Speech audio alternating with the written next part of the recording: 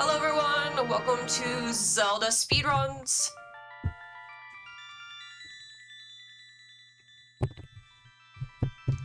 Yo, hello. Today, Mooglemod will be presenting Ganon's Tower. And Ganon, this is A Link to the Past, no major glitches. This is our final section of the mentor program. So, Moogle, good luck. All right. Gamers, if there's time for questions at the end, feel free to ask them. And go ahead. All right, so at this point, a lot of you are on Tempered Sword strats, so you're probably pretty familiar with the basic movement of Ganon's Tower. So we're going to try to move through a lot of these rooms rather quickly and just show you the basics and hopefully have some time for some questions and stuff at the end. Why would my console crash at a time like this?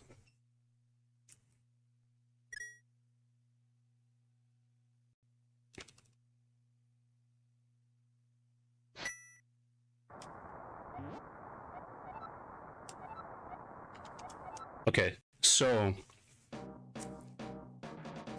leaving the Trinex fight, you're going to want to use the menu buffer in the Trinex fight to hookshot to help set up the second phase of that fight. And so you're going to be on the hookshot when you come out of Turtle Rock like this, because that is the next item that we're going to use in the dungeon.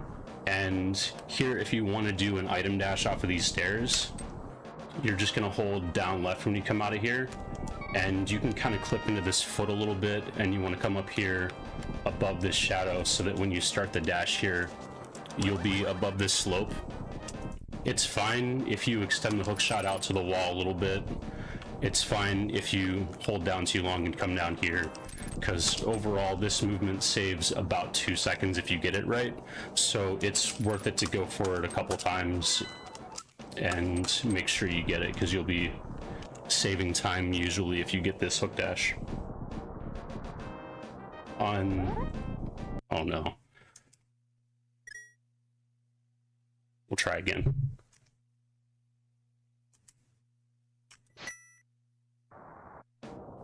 Oh boy. I was just practicing before the stream and it was not doing this.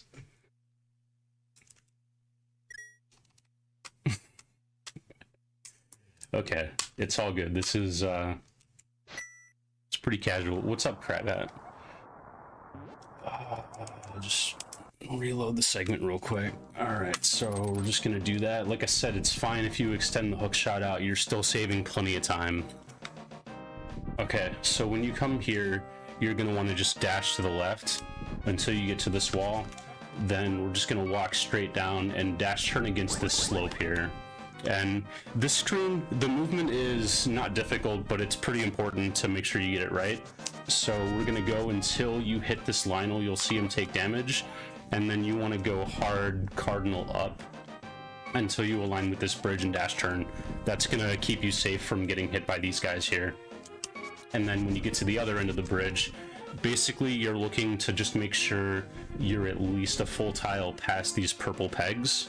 And then again, you're gonna hit this guy and you're gonna go hard cardinal up out of this poke here and then dash turn left and you'll be perfectly safe. So real quick, dash there, hold up, dash, poke, hold up. And if you take damage from that guy, it's not super important. You'll have opportunities to refill your health in this dungeon if you're getting powder. But yeah, just make sure you're clear of that peg. Then when you get here, this is a pretty short distance, so it's going to be a little bit faster to walk this. Dash turn down. Then when you get here, you're going to want to face left and dash. Now you can cancel your dash here because you don't want to be in the dashing animation when you enter this cutscene, because it'll save you a little bit of lag frames. But honestly, if you have a hard time doing it, I wouldn't worry about it. It's a pretty small time save. But if you are still in the dashing animation, just make sure you're holding up here so you don't continue to dash away after the stairs open. And then here, since we have this nice single tile wide stairway, you can get some good double pumps in here. You can watch on the input display and make sure you're getting left and right diagonals here. Or if you like, you can even do a hook dash since you have the hook shot out, and this will save you about 15 or 20 frames, so you get these nice big jumps up when you pump. But not a big deal either way if you don't go for that hook dash. It's a pretty small time save.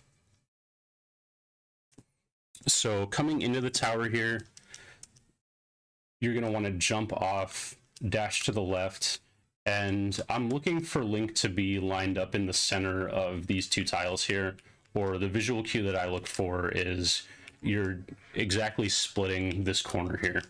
And what we do here is something that we do a lot of times in the run to stay on the grid. So a lot of people like to press left and dash, and this is going to misalign you so that you nudge the door when you come up through here. But if you hold up while you're dashing off of here, you're going to start moving on the first possible frame, and this is also going to keep you aligned with the grid. Yeah, why did the game freeze? Good lord, what is happening? Amateur hour. Sorry, guys. Let's see. Restart the capture.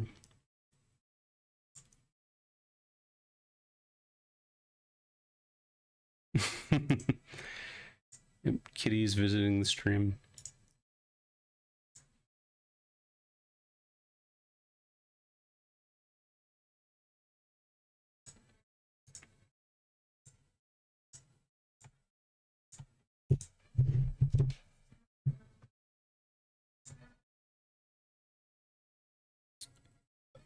There's no way, dude. Okay.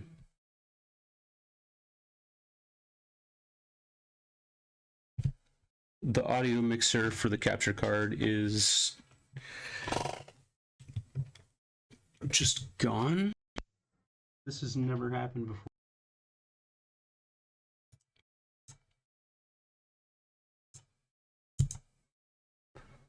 You can't be serious.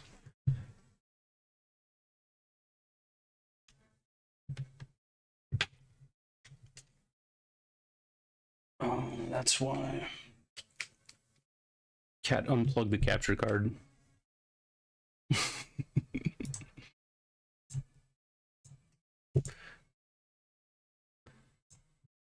Please, dude.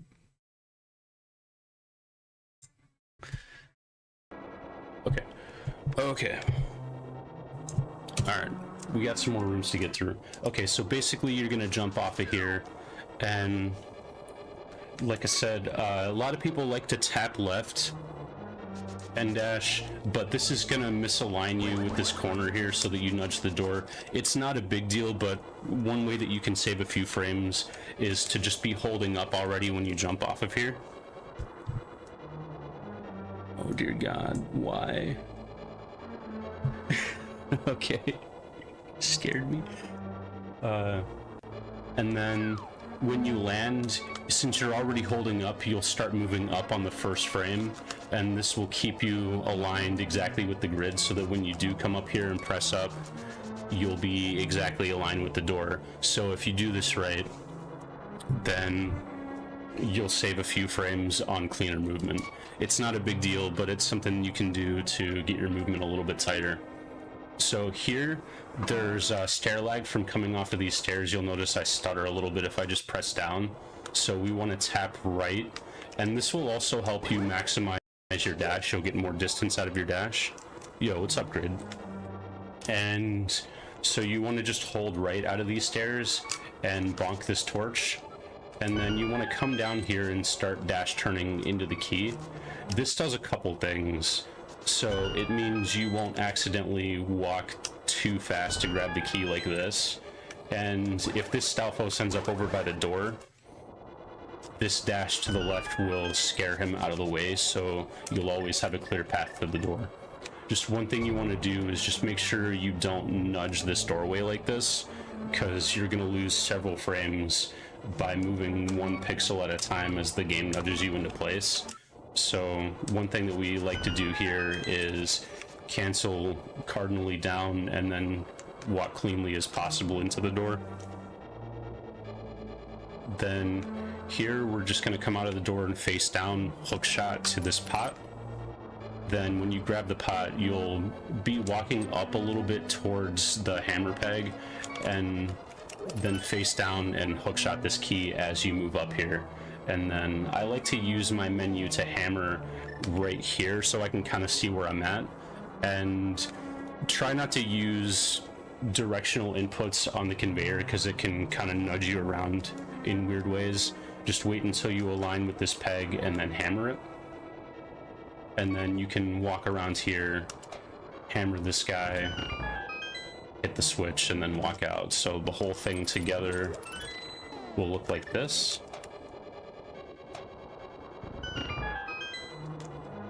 And now that we're in this room on the hammer, I like to be holding left out of the door and just move cardinally left to the edge. You need your shield to be past these gray tiles, just like this. And then when you face down, you can hook shot. But I like to use this menu buffer to hook shot for this visual cue. Just watch the shield and make sure it's past the gray pixels. So I'll pause there, and that's good. Then I can hook shot down. You hesitate for just a second to let the spike pass. So wait a second, and then when you come down here, see this Stalfos is facing right, so he's gonna be directly in my path, and you're gonna have a really bad time if this guy gets stuck here. So you may have to delay a little bit, or if this happens, you can come over here. But in general, you're gonna be looking out for this guy as you come through here. Make sure you're low enough so the spike doesn't bop you. Also, you'll get tossed into the pit. And then if everything is all clear, you can slash this switch. Sometimes you'll scare the Stalfos and he'll throw a bone at you. So like here, for example, if I had scared this guy and he throws a bone at me, then I'm gonna get hit and not be able to get past the peg. But basically what you like to do here is walk down here, slash, and then move left until you're aligned with the pot, and then you can like throw the boomerang backwards and walk down, and as long as you have a clear path, you should get through just fine. But alternatively, if you'd like to use the cane block, that's also fine. And then if you're doing that, you can just do this movement here for the next room.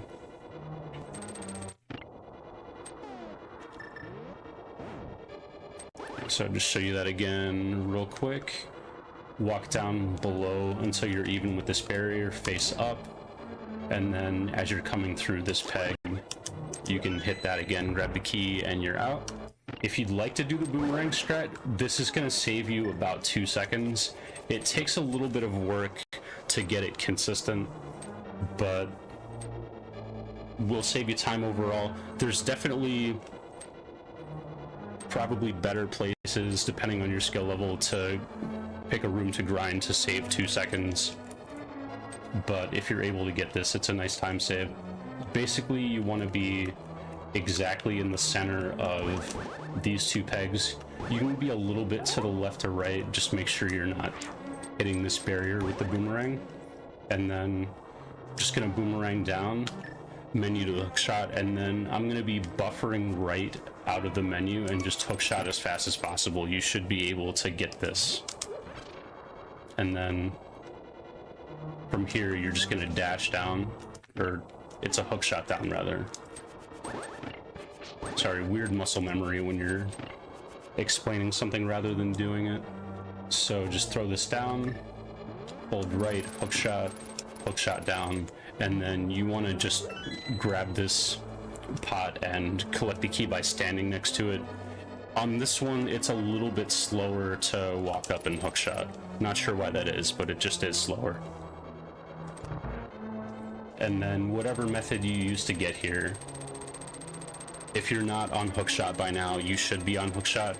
You can use sword beams to hit this switch, or you can use hookshot, doesn't really matter, but you want to come in here and stand like on the top half of this switch on the right side, and then you can just hookshot this and use your iframes to walk through. Then here, pretty much any way that you do this room, you're going to want to start the same by holding down left and coming into this gap here.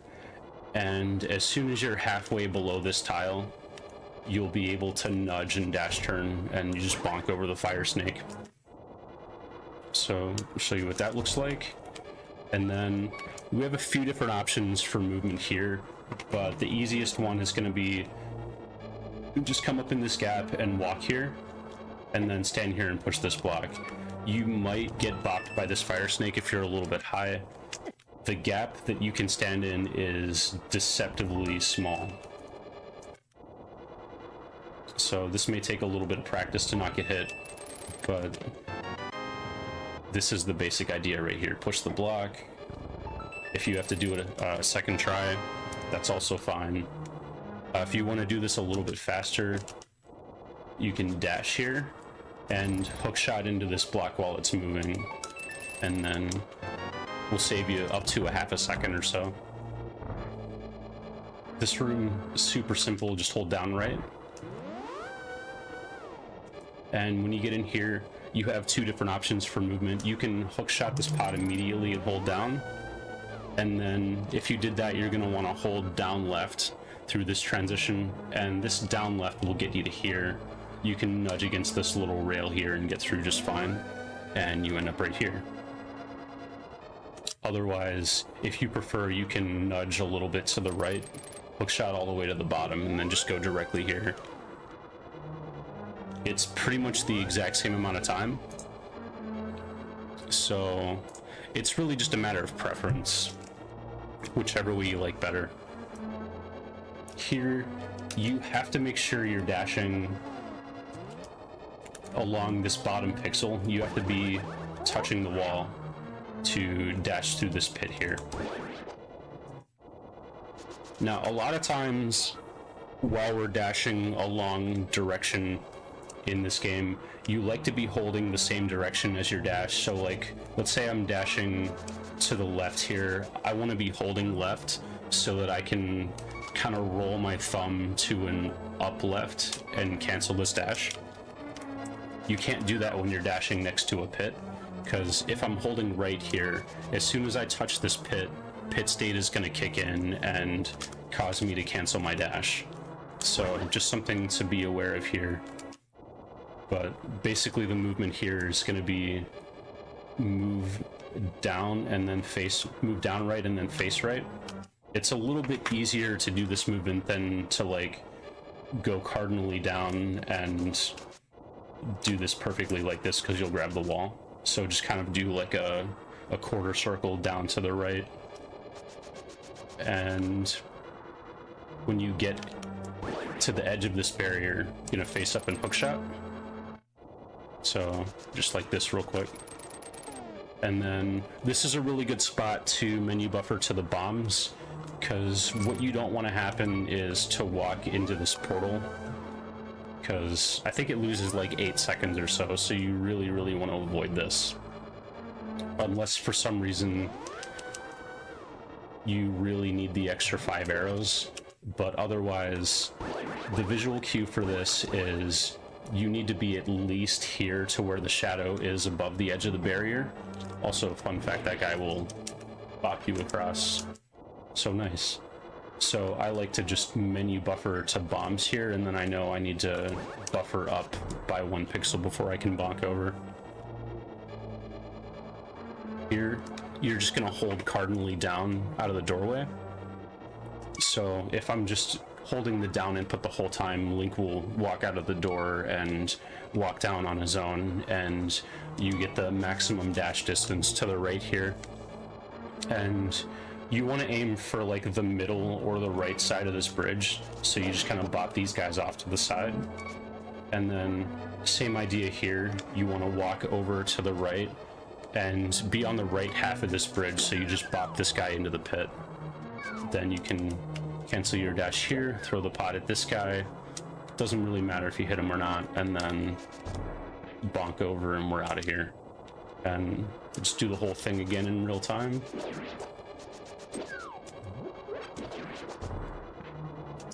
And sometimes you'll accidentally grab this pot, and that's okay. You want to just get this guy out of the way real quick. Just kind of put your bomb there and do a little bomb jump over, and that's also fine.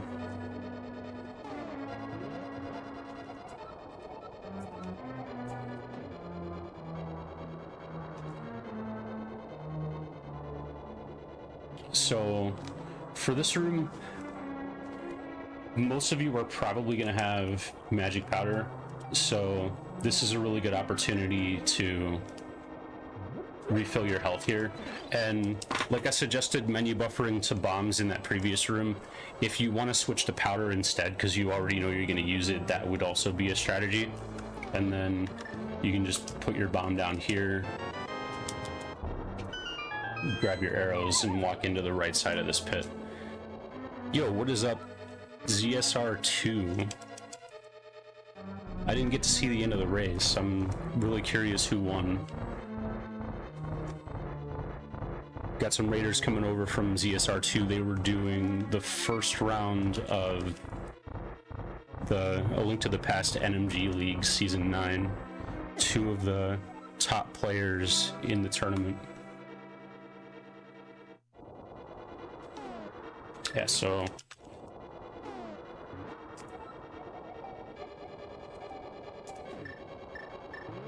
if you want a powder, this would be the time to do it, and then just place your bomb, grab the extra arrows.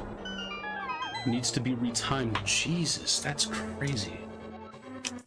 If you're not powdering the Santee Fairy, you're going to want to drop your bomb about here, and you can walk through it a little bit as you pick it up, so you can walk almost a full tile up while the bomb is out, and then you're just going to throw it above the pot.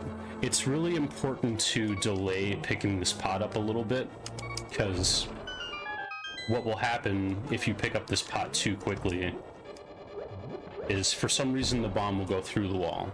I don't know why. Just don't do it. Drop the bomb here, walk up, throw it, delay picking the pot up a little bit. And I'll do it in real time so you can see. If you do this movement correctly, the anti-fairy will be on the right side of the hole. And if you like, you can even stand there and be perfectly safe.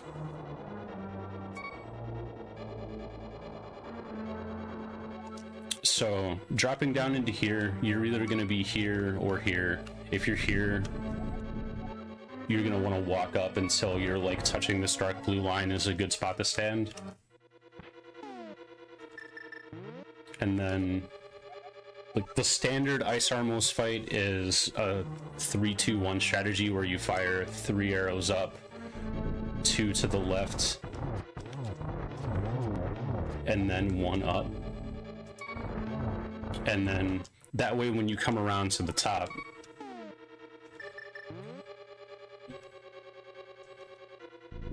this guy that spawns to your left here has taken 2 arrows worth of damage. So just like the first Armos Knight strategy, when this last guy comes back around, he's only going to need 1 more arrow to kill, so he doesn't go into his second phase.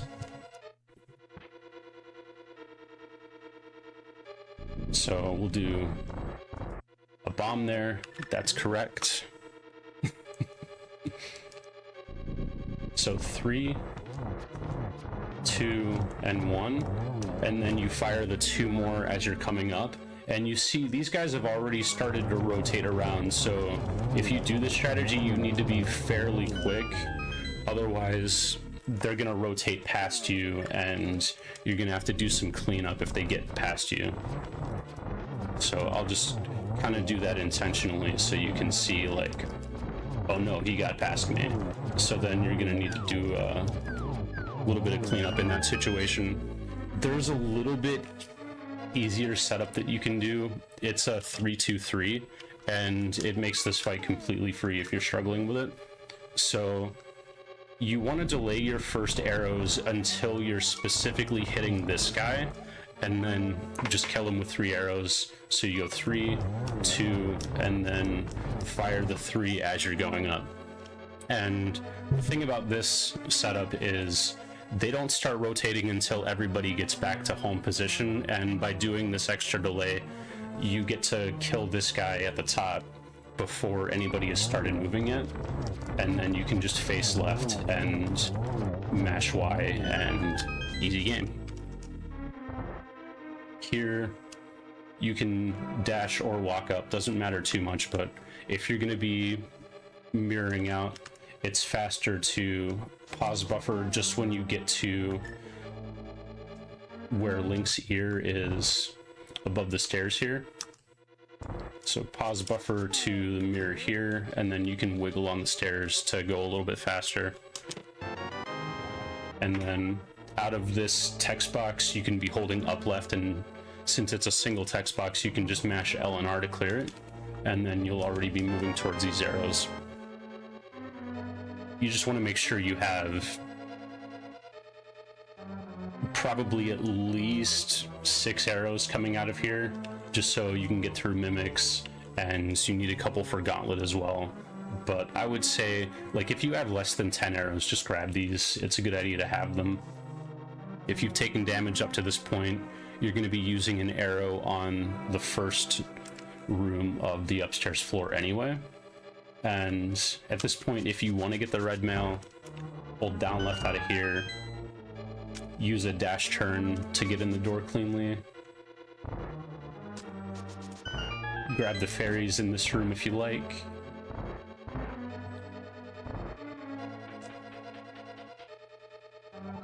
And with this room, you want to be careful coming down here because you can hit this spike really easily. You just want to make sure at this point you like tap to the right to nudge against this block, and as soon as you're clear of the spike, you can come around and grab your red mail. And then once you mirror out, I'd like to already be on arrows on this dash up. I just have always done it in this room as a habit, just so you don't turn to the left and mirror out, because it's really dumb and we've all done it. It's fine. So basically, you're already on bow. You're going to turn to the left, fire an arrow. Again, if you like, you can powder this guy.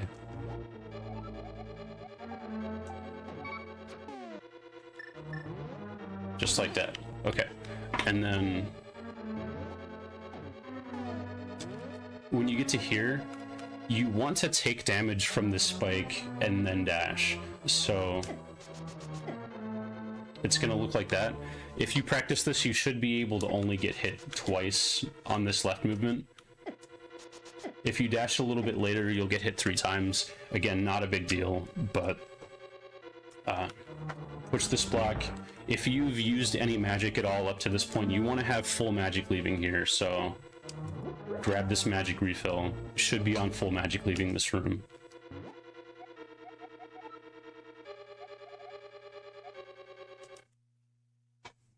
So just show you this room again real quickly in real time. Dash down and then take damage on the spike. You should be able to just go through this mimic if you do this movement. Use your iframes and then grab that magic refill if you need it. So this is where we start getting into the first really difficult rooms of Ganon's Tower, but we're going to go through a few different scenarios with the mimics so you kind of understand how they move and what to do if you get into trouble. But in general, a good easy strategy that I like to do is just walk down here, or you can diagonal this if you prefer, that's also fine, and then walk cardinally until you're touching this green tile on the edge. And then when you face down, you want to use the sword buffer to get the mimic to move, because you'll notice it's possible to charge your sword and have them move without you actually moving. They just respond to D-pad inputs, and you're kind of frozen in place while you're charging the sword. So move cardinally down, right, and then tap down and charge the sword, and you want to kind of just go until you cover this like triangle texture here. So you'll be standing right about here. So you should be able to get this all in one clean movement, just like this. And then once you get to here, you can kind of slide over to the left.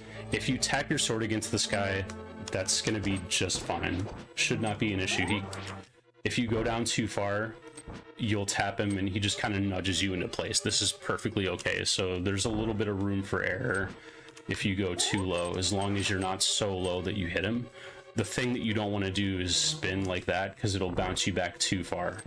So just continue to hold the B button. You can see on the input display I'm still holding B and I didn't release a spin. That's super important to not spin here, whatever you do.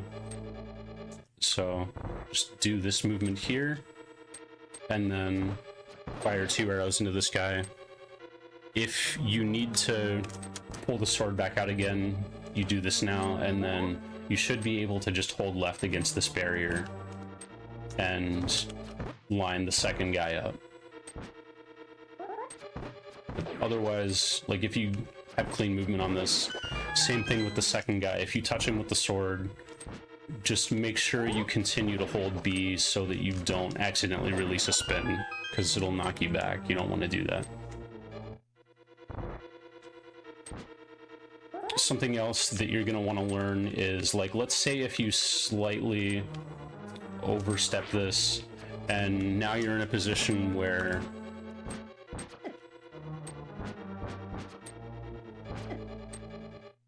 see if I can set it up intentionally. Like, okay, you're not able to hit this guy here, and you know that if you go over to the left and face down, you're either going to eat a fireball or you're going to go so far that you're not able to hit him on the other side either. So you're going to end up in this situation quite a bit as a newer player, and the way that we deal with this situation is you do not want to slash, because it's going to knock you back and you're probably going to take damage from the fireball. But you can use the bow charging animation to use D-pad inputs without moving around, the same way you did with the sword. So what I'm going to do here is start holding Y and then tap to the left, or to the right rather, and you see that works just fine. And same thing here, if I get myself in this situation again, I can start pressing Y and then hold right, and he lines up for me just fine.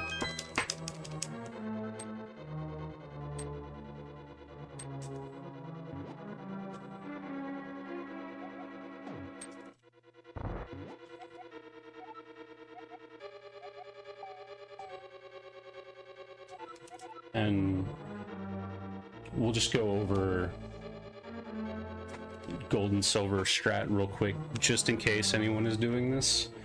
So same idea with the movement here, you do this, but in this situation you can just walk here and fire the arrow directly in his face, then dodge the spike and unload into the next guy. Nice and easy.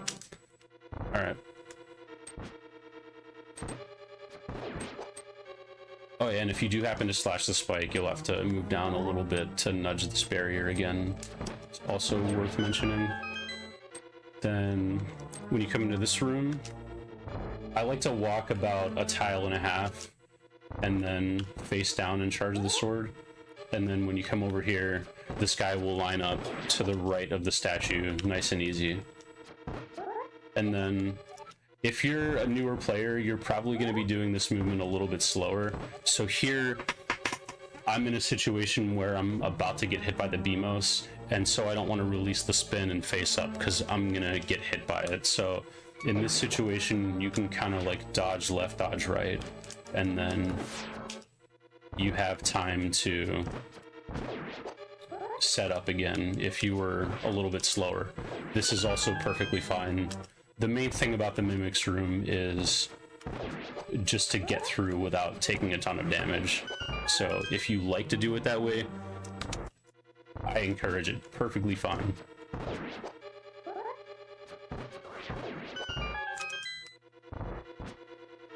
Otherwise, if you get yourself into this situation here,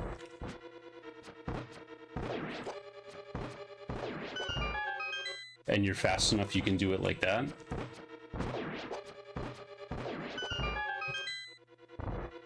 Or a little more advanced movement would be if you want to try doing something like fire this arrow up, and as you're walking up,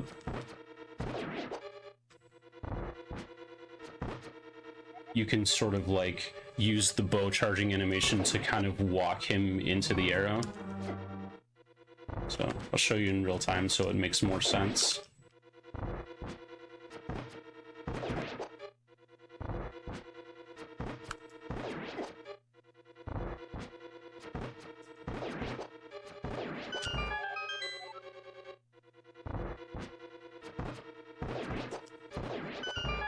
Anyway, pretty much that. I didn't explain it very well, but hopefully you get the idea. If you have any questions, definitely let me know at the end of the segment.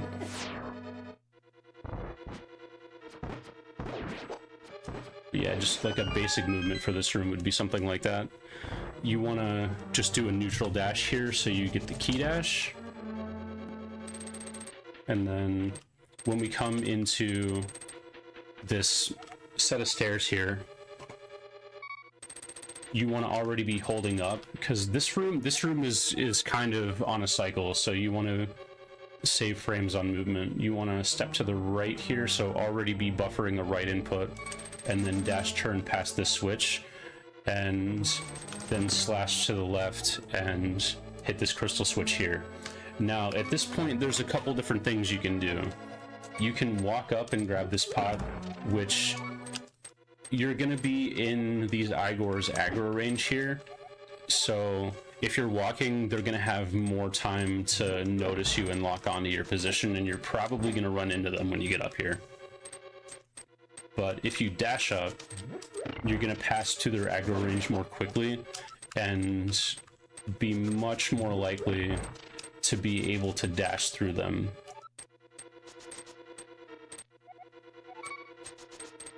Which I highly recommend dashing. And then you basically want to just YOLO this dash down. You're probably going to hit this spike. It's pretty tough to miss this spike cycle, but your odds increase drastically if you walk an extra half a tile or so to the left. So try that if that's something that works for you. Just walk a little bit farther left than you would think, and you can beat this spike on the way down. But you pretty much just want to YOLO this and accept the fact that you're going to take a heart of damage on this screen. But there's plenty of health refills coming up, so no worries.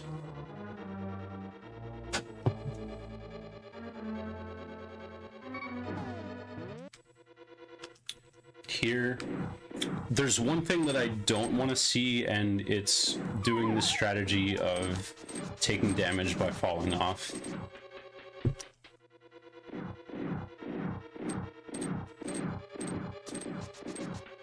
It's slower than just literally walking.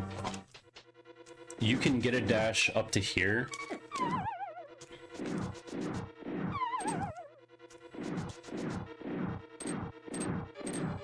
And then just walk the rest of the way.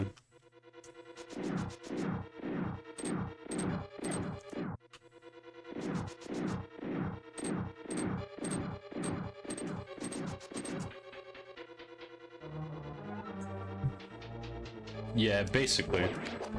Not a whole lot to it.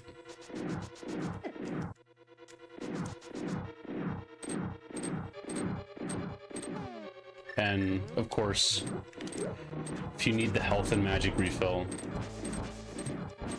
you have the option here. Fun fact, this makes the curtain slashing sound from the Aghanim room. Don't know why that is. And you can bonk back over there. And once you're satisfied with your health and magic situation, we can go into Gauntlet. And should be on the bow entering Gauntlet. It's worth mentioning too that you probably don't want to be on full health entering Gauntlet, because sword beams are super annoying for some of these enemies. So, like, just take a heart of damage entering Gauntlet so you're not on sword beams. You want to be holding down left and just fire an arrow as soon as you move. And then for Gauntlet 1, there's basically two things that are going to happen. See, the blue Zazak is moving up, so any enemy, you're basically focused on the two enemies on the right, the Zazak and the Stalfos. If they move up, slash them. If they move down, arrow them. And if this guy gets stuck all the way to the right, if you're touching the right wall, you can fire an arrow past the block. So basically just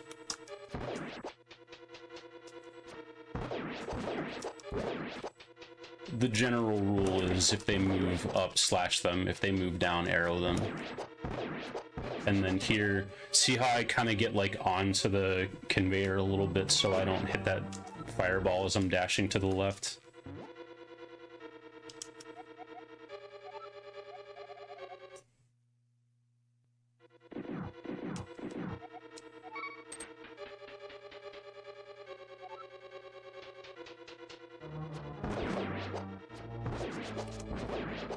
And then just kill this guy wherever he is and get through G1. Here, you're mostly just gonna grab this pot, and 75% of the time this top Stalfos is gonna go left, right, or down. You'll be able to hit him easily. But in that situation where he goes up, you just want to pay attention to which way he's moving and try to track his movement with the pot. You might have to go up a little bit higher. And then at this point you want to just dash down and try to aim for at least one of these guys on the dash down. It's possible to get both of them if you get really good RNG.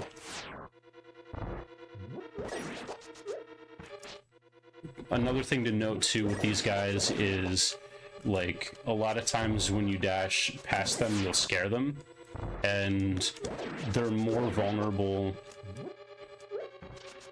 after jumping because they have sort of a cooldown, so you gotta move up to get him. See, like that, where that guy jumped and you're able to just hold the sword out and wait for him to touch it and he'll die instantly. Now this guy just jumped, so he's gonna throw a bow and I'm gonna have to avoid that, but I know that I can like move down and arrow him and he's gonna be like stuck there for a minute because he's on a little bit of a cooldown after he throws the arrow as well. Same thing with that guy. After he lands, it's much easier to get close to him. Or you can also throw the pot at him. Sometimes you get both of them if you're lucky. But yeah, the last guy in general, like if he's on the left side of the room still, probably going to be easier to kill him with the pot. But this'll take a little bit of work to kind of get familiar with how to kill them easily without them getting away from you.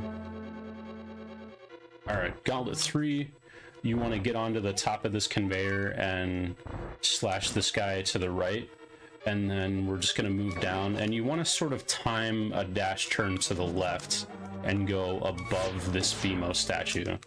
This is going to be the hard part of this room, is learning to slash this guy and the timing for this dash to the left. It's like right about where you're even with this bottom spike, and then you're going to dash turn to the left. Practice this a few times until you're getting pretty consistent at it. And then you're going to have to deal with these last two blue Zazaks. They'll either move down or up, and you'll just kind of have to figure out where they're at. Ideally, you just dash through both of them, but you basically want to get to here and then menu to fire rod and then just figure out where they're at from there.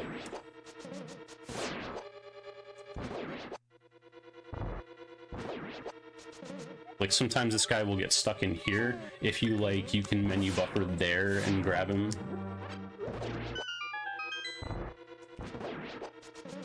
Or like here, if this guy gets way up there, you can fire rod him and then grab this magic refill. That's also a really convenient one. Sometimes you get really lucky on this room also. Or like, sometimes this left Zazak will just go all the way up and around. And it's honestly not terribly slow to just go around the loop a second time. So let's say, for example, like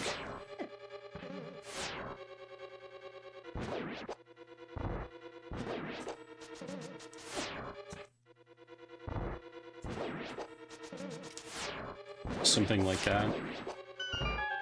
You just want to avoid going the reverse direction on the conveyor because it's really slow. But that's the gist of it, is slash that guy, dash. You can menu buffer this if you like, and use fire rod, get magic refill if you like. Alright. Gauntlet 4. The basic strategy here is going to be to buffer a down right and dash immediately. You're not always going to hit this guy, but you will most of the time. And then you're going to come down and kill this bottom guy wherever he is. And hopefully that's just the room. A lot of times it's going to play out just like that, and you'll have to dodge this laser here. But sometimes this guy will still be alive, and that's no problem. You just come up and find him there. Or that guy will come up to the middle, and that's fine, and you just come up and kill him right there. So that's basically your decision tree for this room. Did you kill them? Yes, no, okay.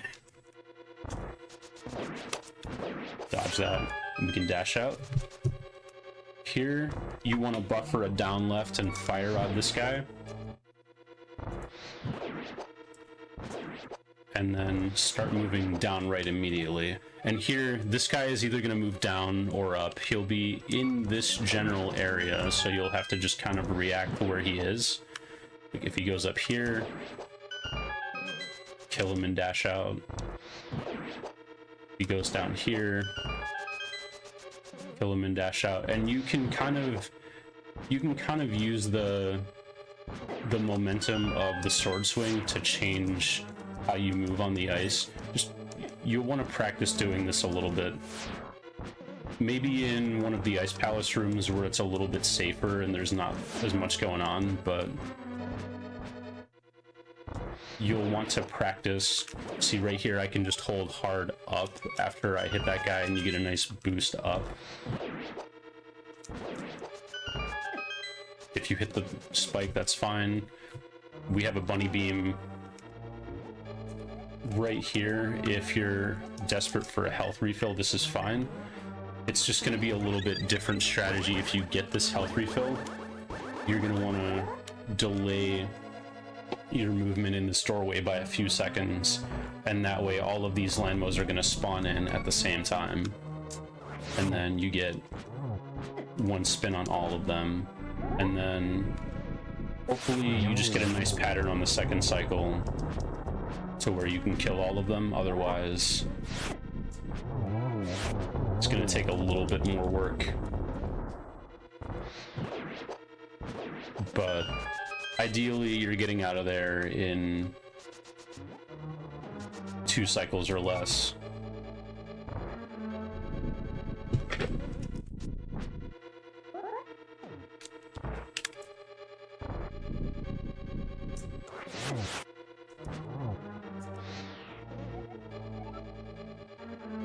Okay, yeah.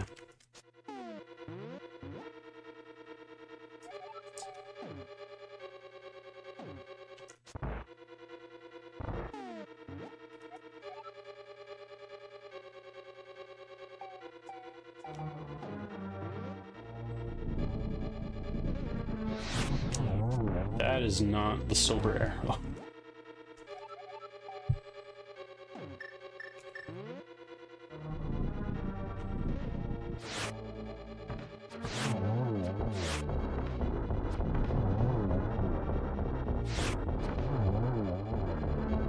Yo, thanks for the raid. Welcome in, guys.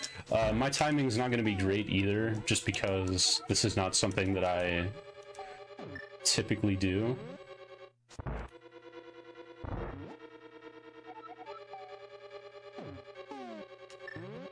But I would think you can probably do it relatively similar to Landmo 1. Just bait the fireball. Something like that.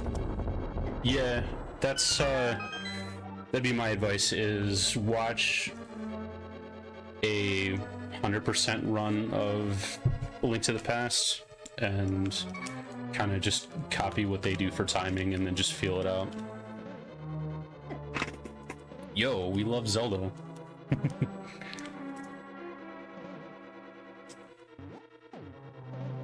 For the standard fire rod strat, there's a couple different ways you can do it, but the setup that I like is just hold the sword out and kind of move around this guy, and as soon as you get above him like this, drop the sword spin, and that's gonna put you just to the left of the door here. And then you basically are looking to fire rod down immediately, but you kind of have to follow this guy and see where he's gonna move.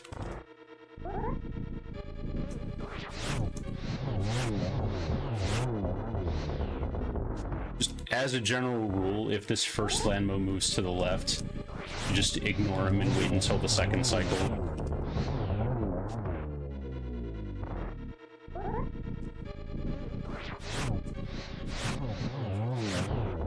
And then you just wait until they spawn in and try to do like a quick tap on the fire rod. So he goes left, I ignore him, and then I'm gonna get him on the spin and fire rod this guy twice, and ended up having okay RNG there for the backup. 1, 2, and notice there he was really high up, so the fire rod damage ended up going through his head, which is kind of annoying. It'll happen. There's a lot of RNG in this fight also, but something like that. And at this point, if you are below 1/4 magic bar, you're going to want to take this. Ideally, you have at least 1/4 magic, and we'll get into that after a couple more rooms. So here, again, we're going to cancel stair lag by tapping to the right and then use this menu buffer to get your position here. And pop the cane twice and kind of just diagonal here like this. It's okay if you slip on the edge a little bit, not a big deal at all.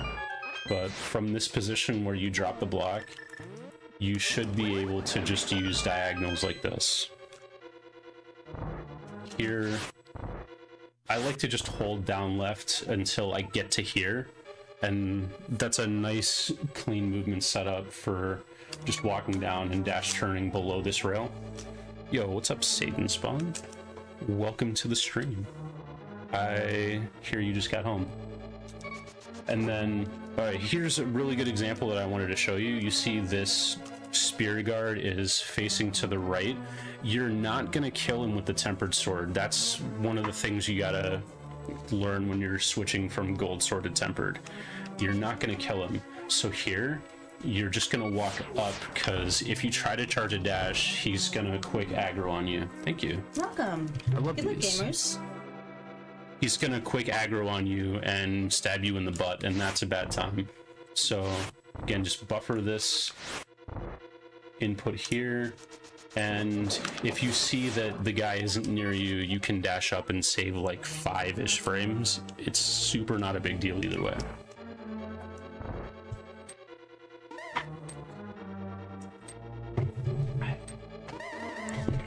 Yo, what's up, time here? Okay.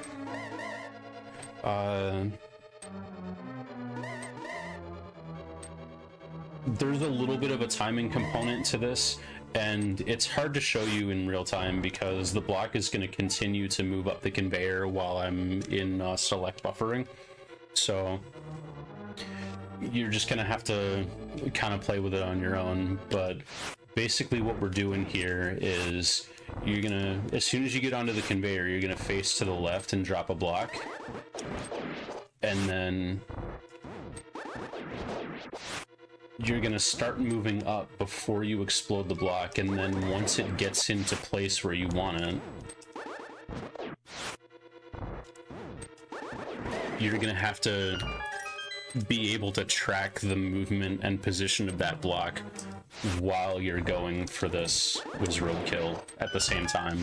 And it's something that you just got to work out the timing on your own and make sure that you're super aware of the position of this block while you're busy doing this other thing at the same time. If you happen to miss, like, let's say you get to the top right guy too slow. Oh no, I missed him. Just hold the sword out and it'll instantly kill him on frame 1.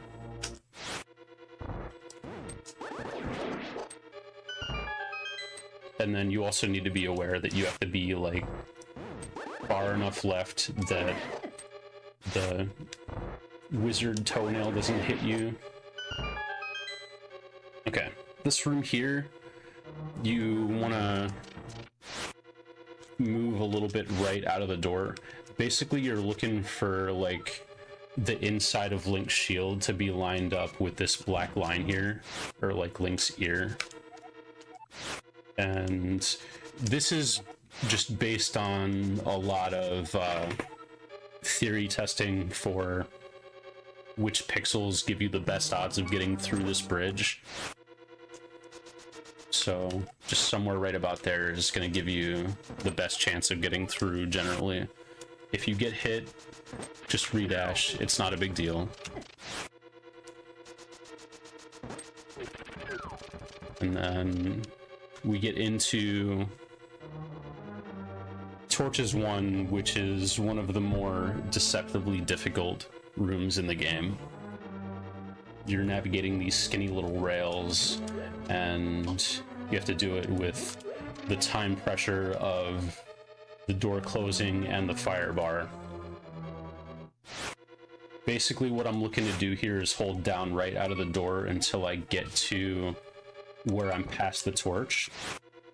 And then you want to stay as high up on this platform as you can. It's going to save you a little bit of time, but don't worry too much about that. Just focus on getting there. If you want to use the pause buffer to lamp here, that's perfectly fine.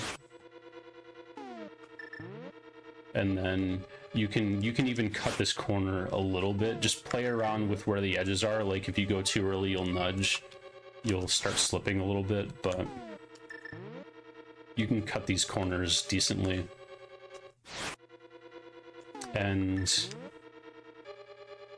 pick up this pot. The space to light the torches is pretty generous. Like, I can do it from almost a full tile away from the right. So just being aware that you don't have to get that close to the torches can save you a lot of effort and time. And if it's looking like you're not going to beat the fire bar here, it's perfectly fine to go around.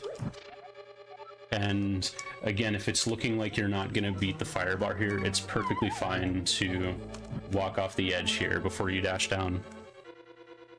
And then what you want to do is get to where you're, like, just off the edge here, and you can dash past this pot all the way down.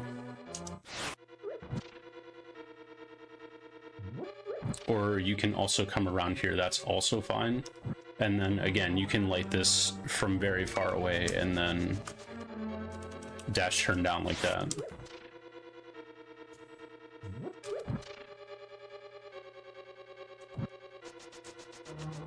So just like being aware of your positioning so you can kind of preemptively start to like, okay, I know I can dash down from here while I'm lighting the torch. And then at this point, if you don't have enough magic to use the fire rod, you can pick that up as you go through. And we'll also cover what to do if you come in this room with no magic at all. So, say I've used all my magic. You want to grab this pot, come over here and pick up this pot, and then you can come around the circle just like you did before. And this timing will allow you to get through easily. So one thing that I want to go over first of all in this room is I see a lot of people pick up this pot and walk to the top and dash over. And I get it, you want to dash up on the top and avoid the laser. Totally understand. But check it out. You auto grab the heart, and then you can use this nudge up to cancel your dash. You're never in any danger here. Perfectly safe. So get this heart if you like it. Press up to cancel this dash. Stand right there to collect the magic, and we're out of here safely. Otherwise, you want to dash right out of the door. And the thing to note about these lasers is only the front of the laser does damage. So once you get to here, you can just hold up and you'll pass through the back of the laser safely. So you just dash all the way to the wall, go up. Practice this a couple times just to get comfortable with it, because it does look scary. Or like if you delay your dash at all, you're in danger of that happening.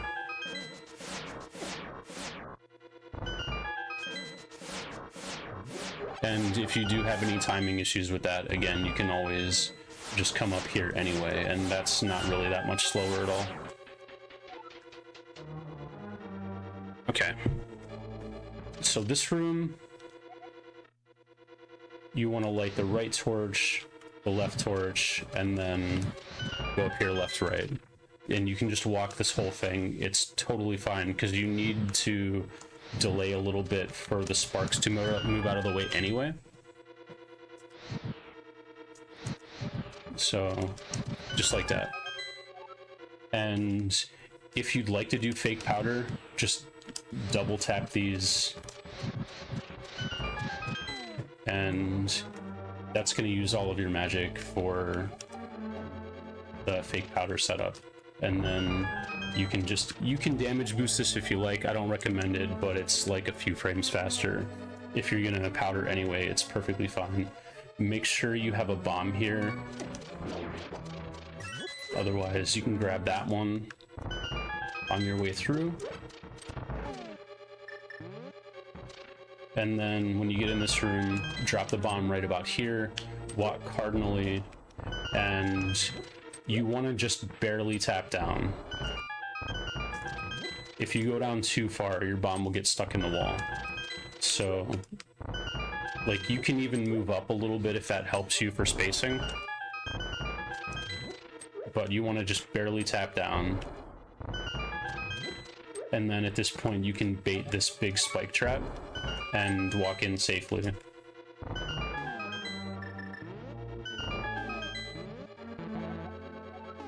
Then, if you'd like to fake powder, you can do that here. Otherwise, grab this heart for timing and walk down. But in general, you're probably going to be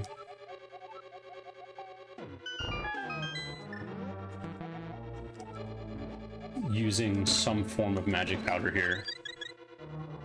And then just make sure you have full magic as you exit. 1 hour reminder. Cool.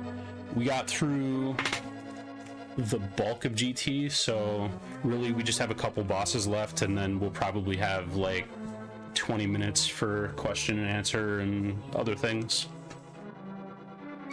Make sure you are on hookshot as you exit this room, because it's just good practice. You're not able to menu to hookshot while Moldorm is dying, so just already being on hookshot is going to save you some frames.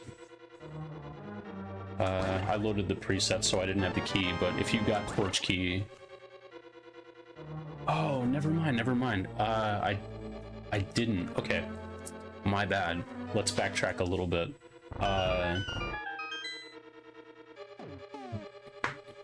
Okay, so we're doing torch key. And if you are doing torch key,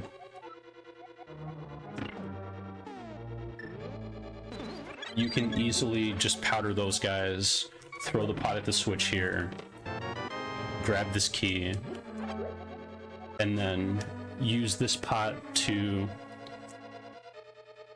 pick up the pot, step onto the tile to avoid the blue peg here, and then you can walk out of the room. So do that again one more time for you real quick.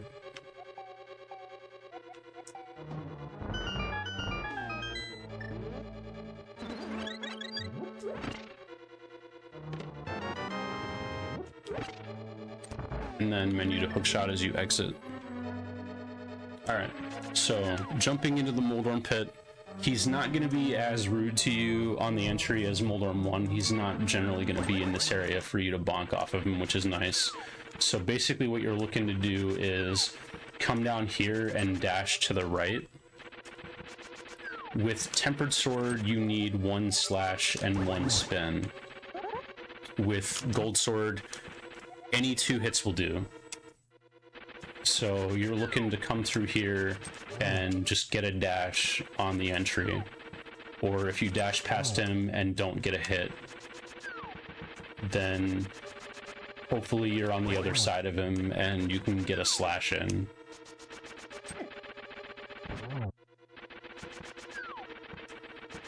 Like this. And then at this point, you already have the hookshot out, so you want to face the sword away from him. At some point, Moldorm is going to target you directly, and then you can just hookshot for iframes and drop the sword spin, and you'll instantly kill him.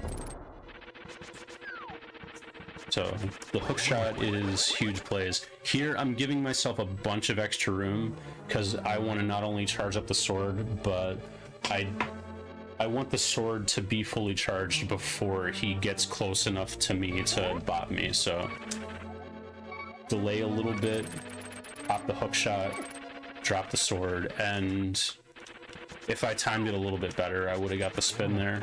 So just give yourself a little bit of space and do something like that.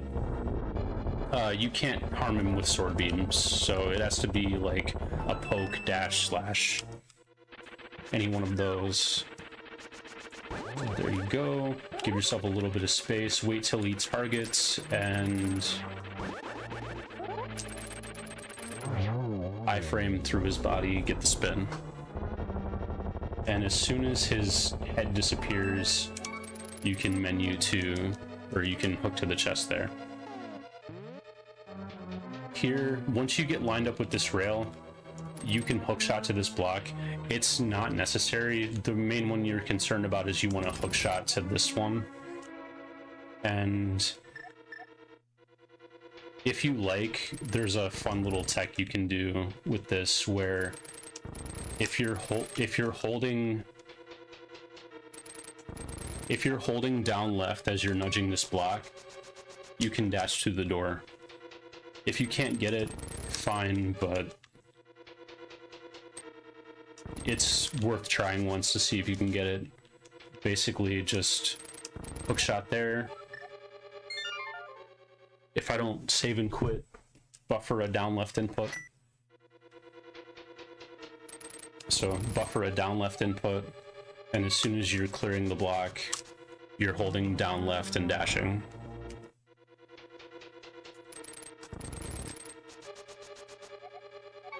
Alright, a couple different things we can do in here, but simplest one is going to be hold left until you walk to the center here, walk up, and then delay just a little bit and dash out. Show you that again. Hold left, walk up, align yourself with the center, and dash out.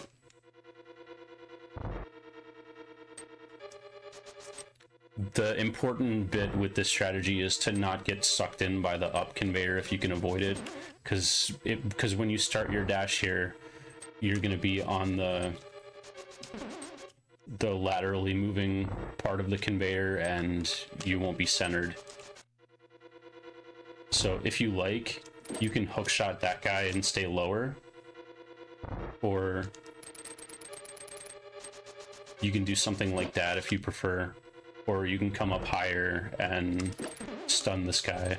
There's a bunch of different options for how to navigate this room, but I like this one.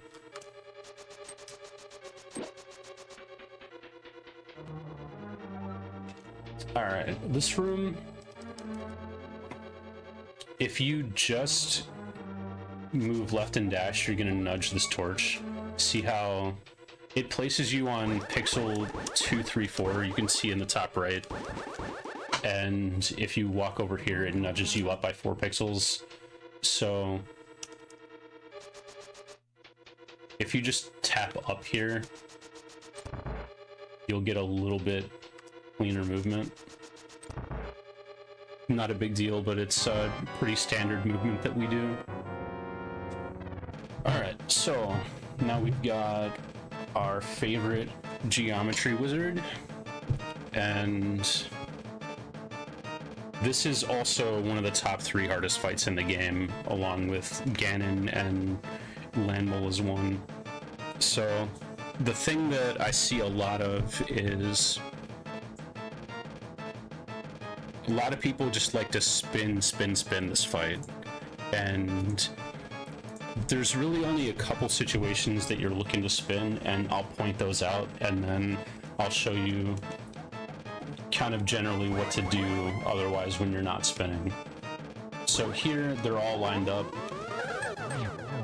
That's a good opportunity to spin. So this one, and this is basically how we're going to break this down, is I'm going to show you a pattern and then show you how I would react to it.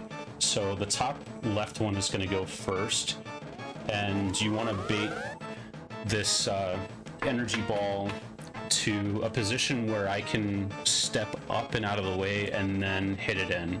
So I'm not going to spin here, I'm just going to bait this one, and as soon as it goes, I'm going to go up and try to swat them in.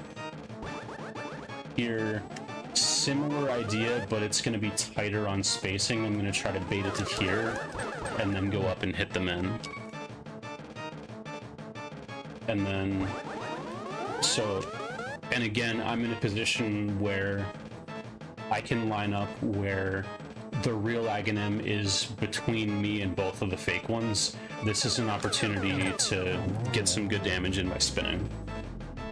So we do need to break down how the phases work in Aghanim 2, because it's a little bit different than Aghanim 1, but basically the real one is always going to give you an energy ball on the first attack, and then attacks 2 and 3 can be an energy ball or a blue ball, and then attack 4 will always be an energy ball again.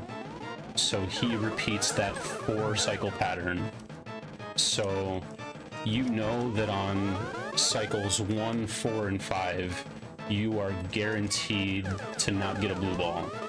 And this is hugely helpful information because it makes a difference where you're going to stand and what strategies you're going to use.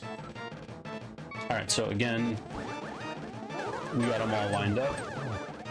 We can spin, get that nice easy triple here.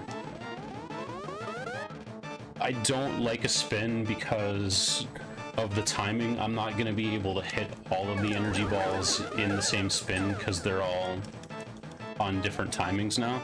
So Sword Slash is fine there. But here, again, similar idea. If I can get the 2 fake ones behind the real one, that's a good spot for a spin. I got 2 there.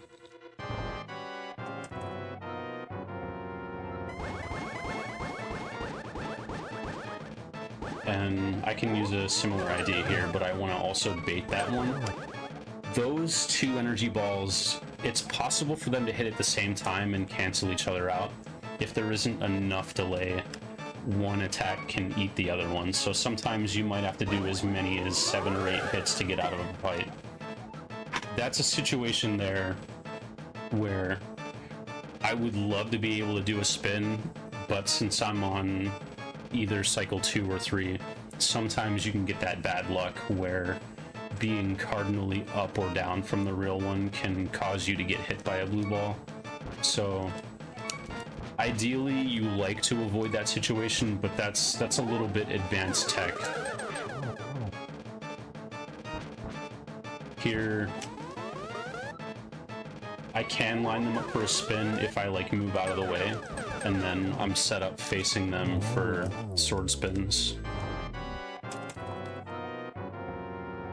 And kind of the way that I'm actually going to learn this fight in practice is I will start the fight and see what pattern I get. And I will practice this pattern until I can get a triple, which this pattern really sucks, so that's unfortunate. But sometimes dealing with some of these really annoying patterns and figuring out how to get triples is how you're going to get good at this fight. Like, take for example this guy here. If I come over closer to him, he's going to shift his angle, and that kind of plays into your strategy of like where you're going to stand.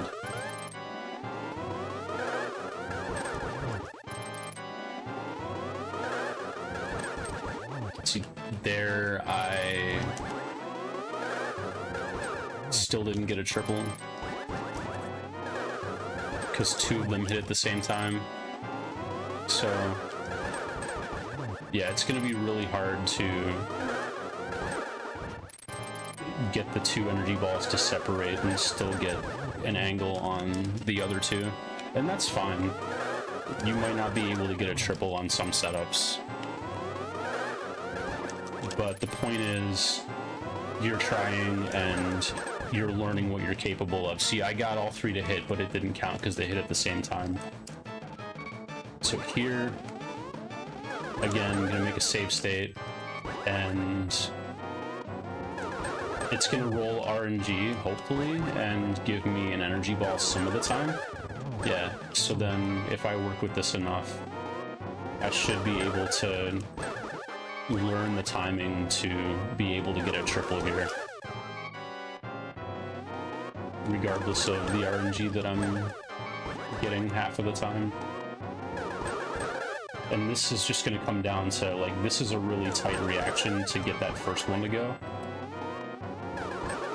But you can try, like, well, what if I stand a little bit farther to the right to have more reaction time? And so something that you'll notice here sometimes is if you knock Aghanim into the north wall, it will eat his attack. That's super annoying. There's really nothing you can do about that. But it's just part of the game and the wonky programming. So again, it's not likely that I'm going to actually be able to achieve a triple here, because if I hit the first ball, it's going to eat the real one's attack, unfortunately. But we'll see. This is also a really tight spot to get into.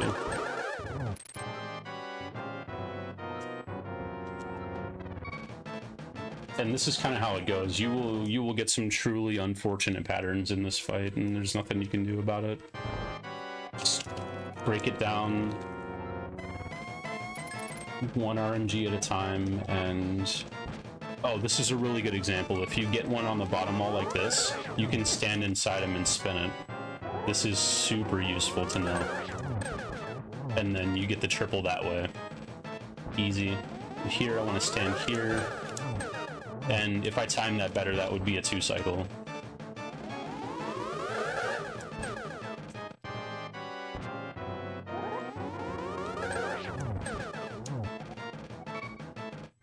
guess I would want to face up here so that when I'm ready to slash, I don't have to turn back around.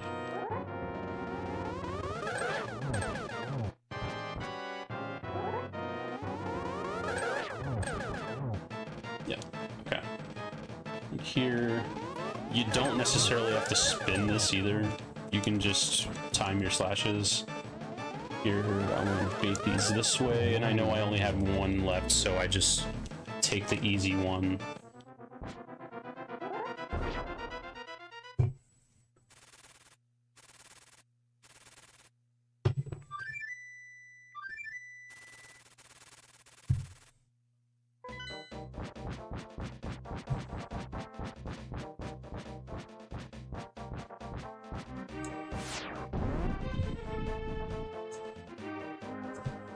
Okay, so a couple cool things we can do here.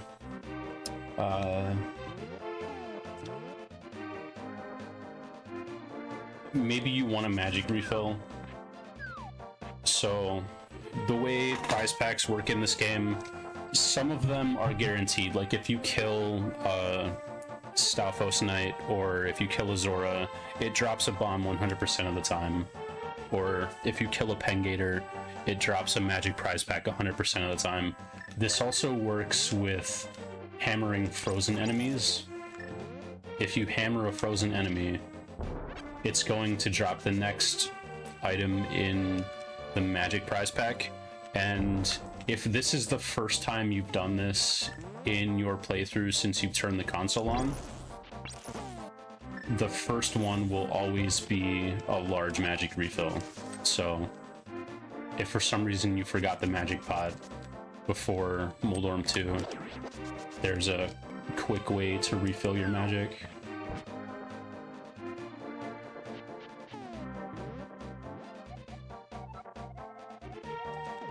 Also, if you are playing on Japanese, which I hope you are, if you net dash this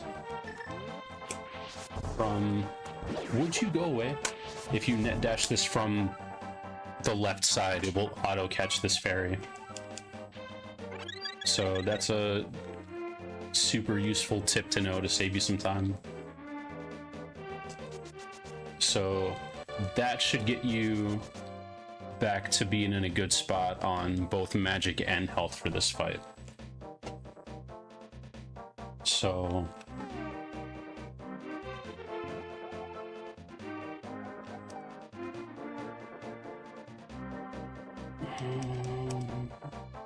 you guys are good if I just skip gold and silver strats, right?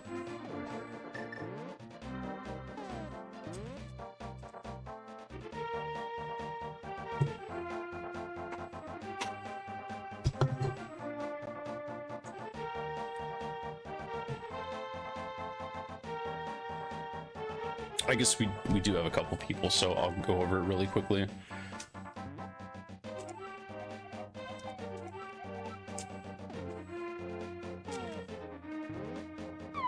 So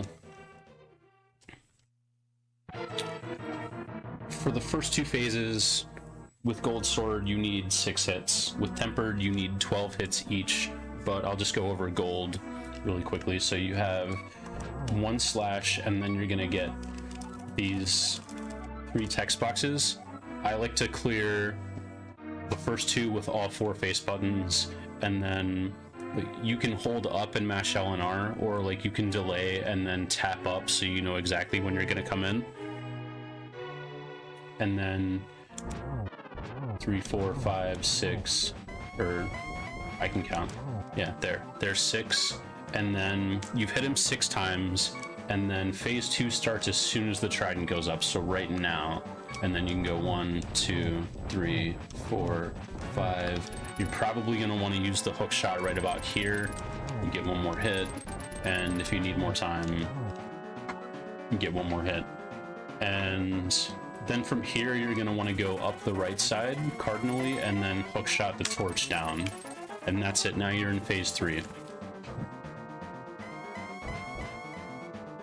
So phase 3, you need to hit Ganon before he drops his fire bat. there's a 50% chance that he will either stomp or warp. So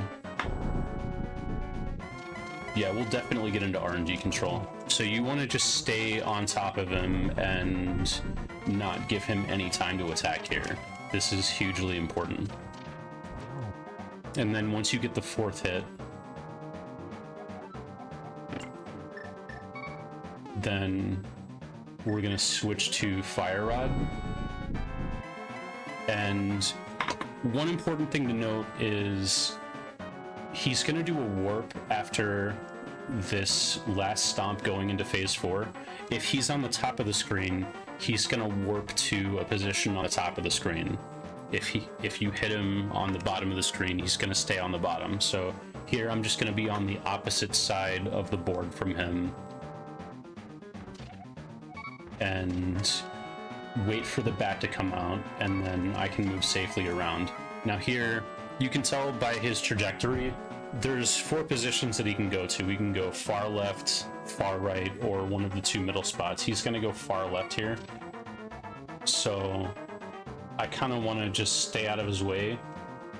I don't want to be near the torch while he's going over there. So I'm just kind of bait the bat up to the side here.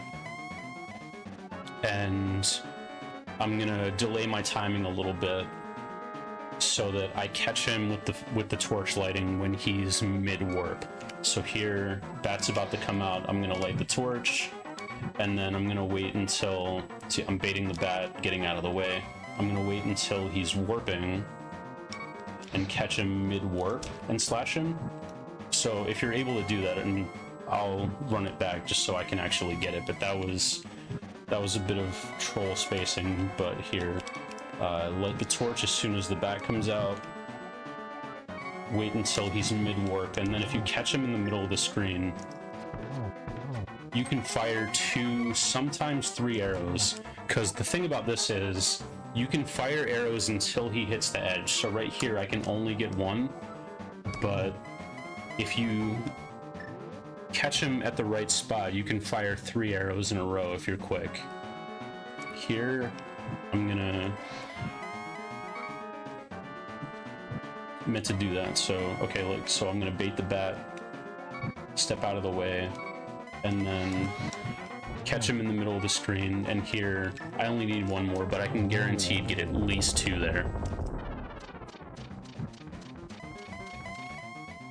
So wait till the torch goes out, and then catch him in the middle of the room. I was just barely too slow.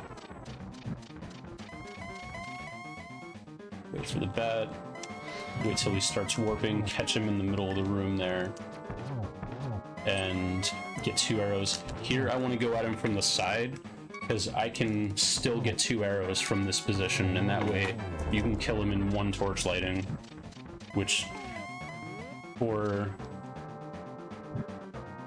gold and silver Ganon, you don't want to use torch glitch because it's actually going to be a little slower for you. Bait the bat, light, slash, and then if you get a good RNG on the second one, if you get a mill RNG, you can just finish him off in 1 torch lighting. So otherwise, you just get him on the 3rd warp. Congratulations, easy game. Alright, now we're gonna get into Tempered Ganon.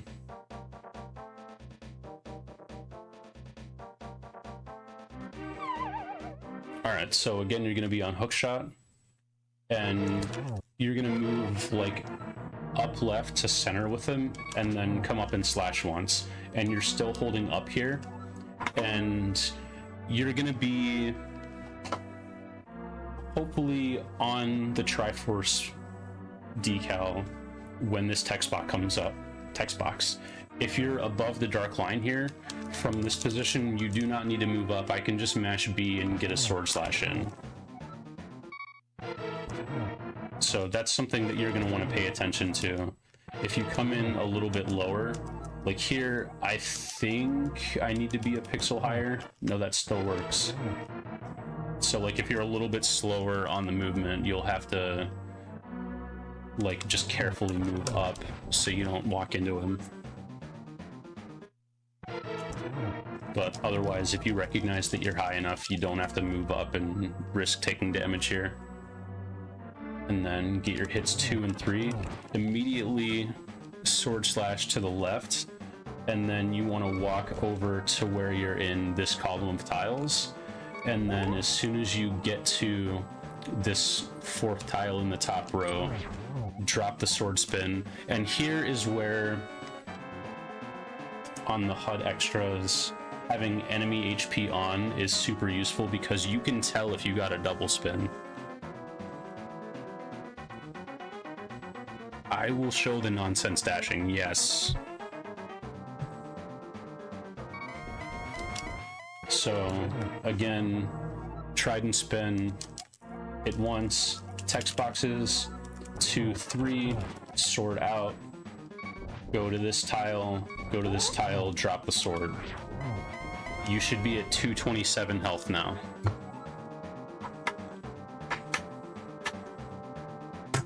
If you're not, you have some work to do. Just practice that until you can do it consistently. The timing will be a little bit different for you depending on how tight your movement is. If you're fast, you may have to delay a little bit. If you're not fast enough, you'll need to get faster.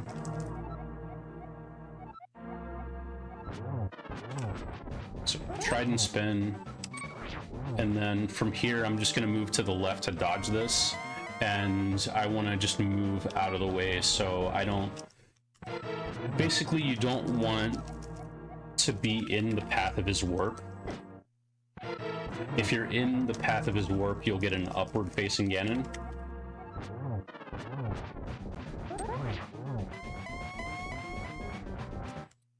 I don't know, or a downward facing Ganon rather.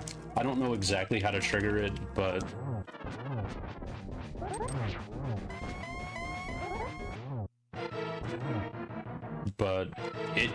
it pretty much only occurs on the middle RNGs.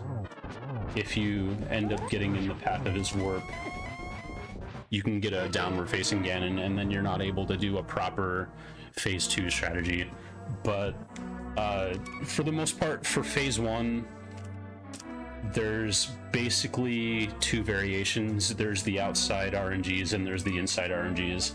So what I'm going to do here is go to RNG control, and Ganon warps to far right. We're going to start with this because it's the easiest one to do and to explain.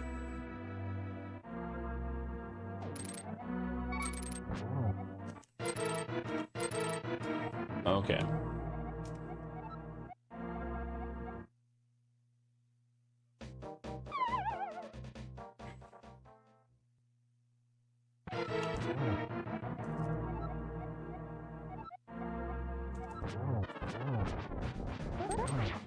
And just get out of the way, and then from here, as soon as he spawns in, you can line up with the torch and slash him 5 times. And the reason this side is easier is because you can nudge the torch, and you just have to tap up every time that you slash. So as soon as the trident goes up, you're in phase 2, and you want to go 1, 2, 3, 4, 5, 6. Or no, it's 8. It's 8. Excuse me.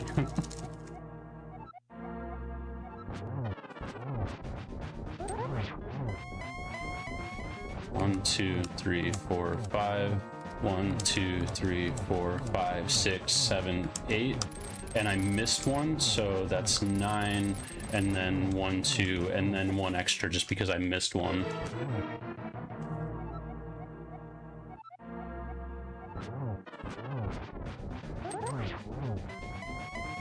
It's 1, 2, 3, 4, 5. 1, 2, 3, 4, 5, 6, 7, 8.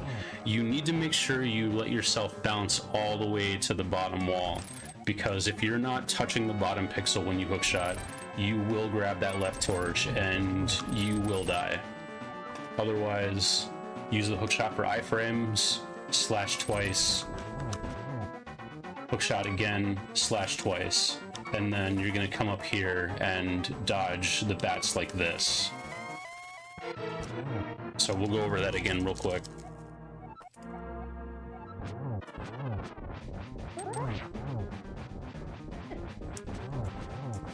4, 5, 1, 2, 3, 4, 5, 6, 7, 8, dodge, 1, 2, dodge, slash, slash, walk over to here, and come in between this gap. Don't walk into the bat.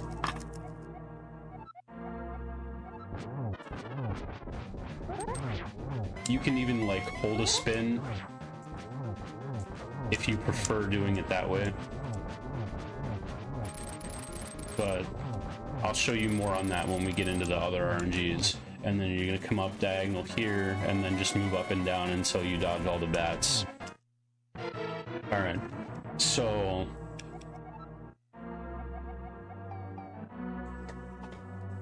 don't walk into the bat. Far left is really similar.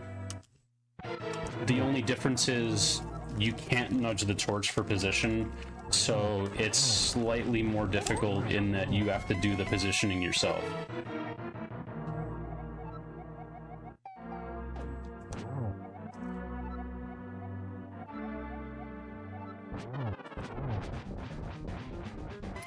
Okay. Can't delay that long. Alright, here we go.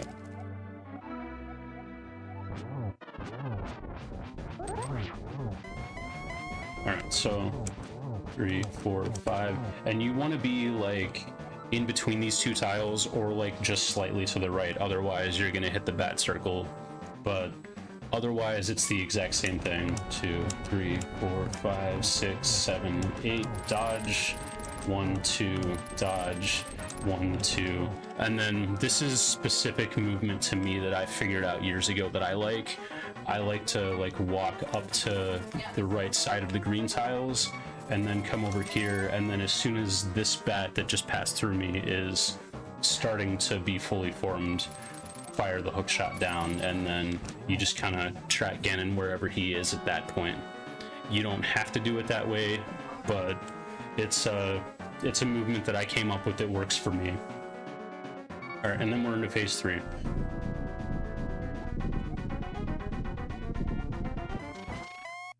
And then both of the middle RNGs are identical in execution, so we'll just do bottom left and show you how this works. There's 2 different ways you can do this RNG.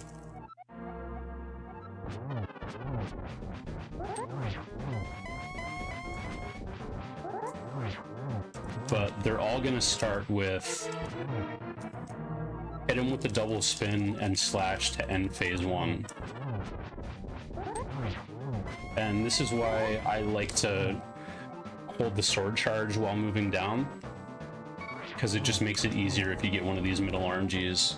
But basically, as soon as the trident goes up, you're gonna stand on Ganon's left side and do a sword charge, and do a double spin to start the phase.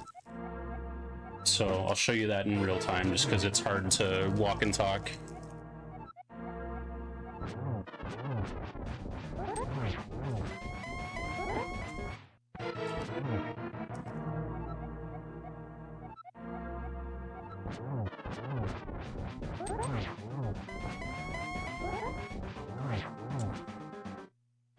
Jesus Lord. Sorry, I'm bad at this.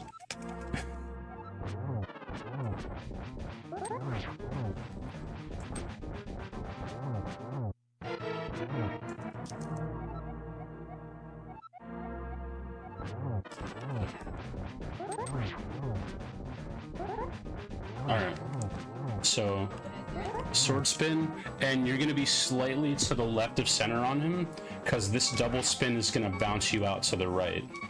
And then when you come up here, you're in the bat circle. He's already taken 4 hits of damage for this cycle, so you're just going to dash, dash, and then you can charge a spin, and we're going to do the exact same thing again. That's 4 hits there. Walk up, dash, dash. And then you're in the center of the circle. You've done all 12 hits. And then you want to move diagonally for the first 2. Move diagonally again. Then move down. And then you can safely exit the circle at that point. So I'll just do that in real time once more for you.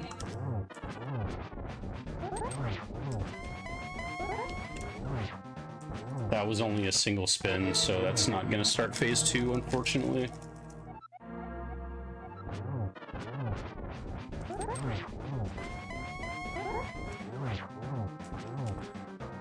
Spin, walk up, dash, dash, sword, spin, walk up, dash, dash, diagonal, diagonal, down.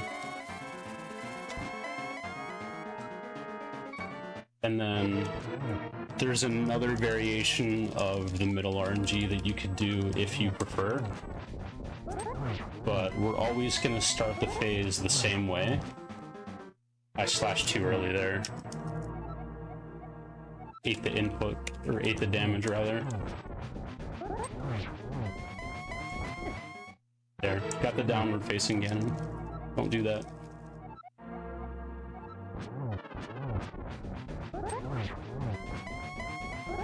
Okay.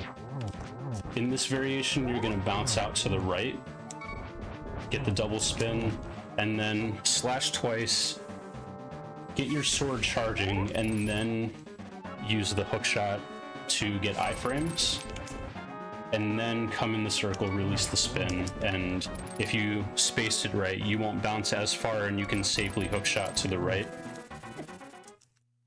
So I'll show you that one in real time as well.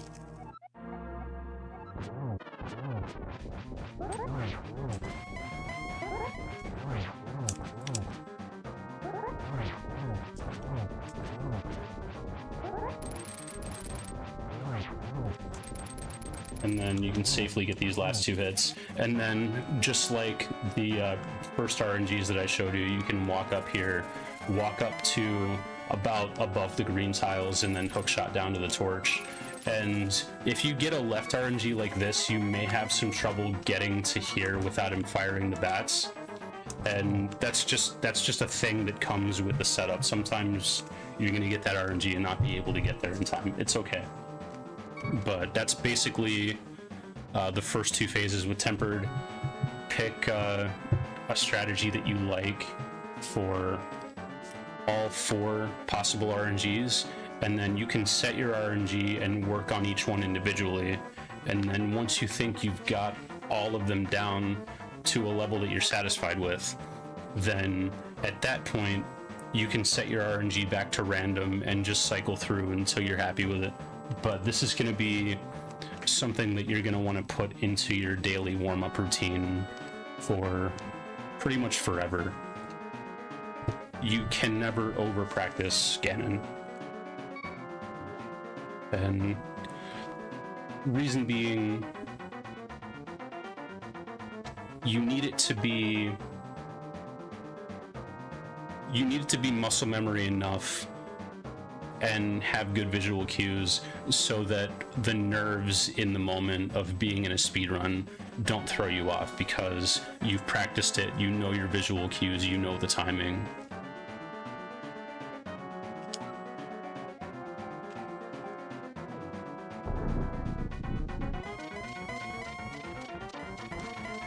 Alright, so we'll get into phase 4 here. And got about 15 minutes left. I'll just show you phase 4 real quickly, and if you all have any questions, we'll have a few more minutes for those. Alright, so as soon as you get the last hit on phase 3, you can charge a spin, and while this text box is being cleared away, you can release the spin. And so sometimes you're going to get a blue Ganon here.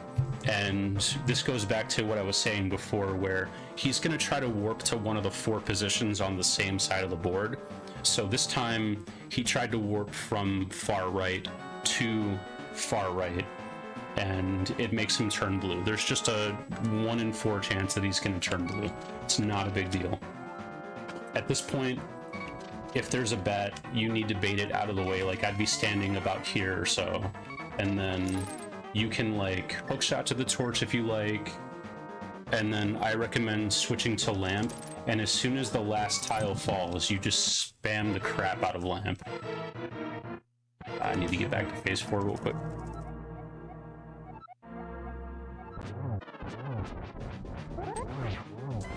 Alright, did we learn how to Ganon? No, we didn't. Oh yeah, I do need to mention too, if you fail phase 1 for some reason, this is super useful. I'm glad this happened. So let's say you failed phase 1. G control button. Okay. I'm just gonna purposefully have him go far right for the next one.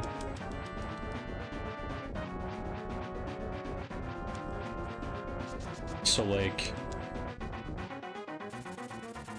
if you get him to where he warps to far right and he's sitting in this corner, you can just sit here and spam sword spins. And you should be able to get 3 sword spins safely.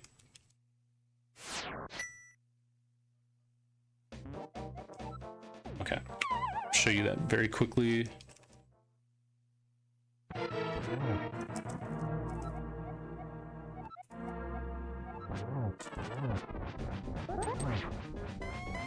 So, here we go. I failed phase 1. And just make sure you get all of your hits in, and then as soon as the trident goes up, gonna spin, spin, spin, that's all 12 hits, and then just pop down here and hookshot, and you're out of phase 2. And the other one is far left.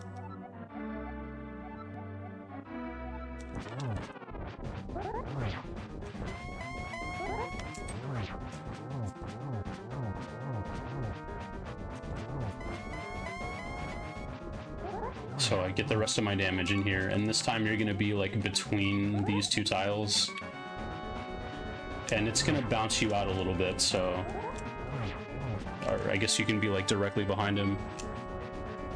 And then similar idea here. If I was faster, I would be able to come down here and hookshot to the torch before I die, so I'll show you that real fast, and then we'll do phase 4. And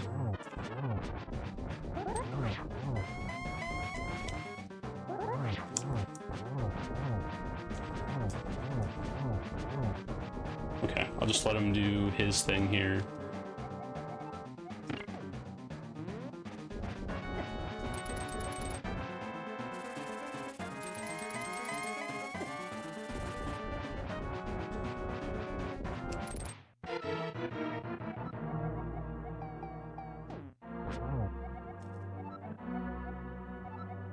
Just dodge all of the bats. It's so easy, why didn't I think of it? Okay, just let him get into... Alright, so here, as soon as the trident goes up, spin, spin, spin, and hookshot out safely. Otherwise, if you get one of the middle RNGs, it's gonna be slower, but sometimes lucky, sometimes not lucky. Not a whole lot you can do about it.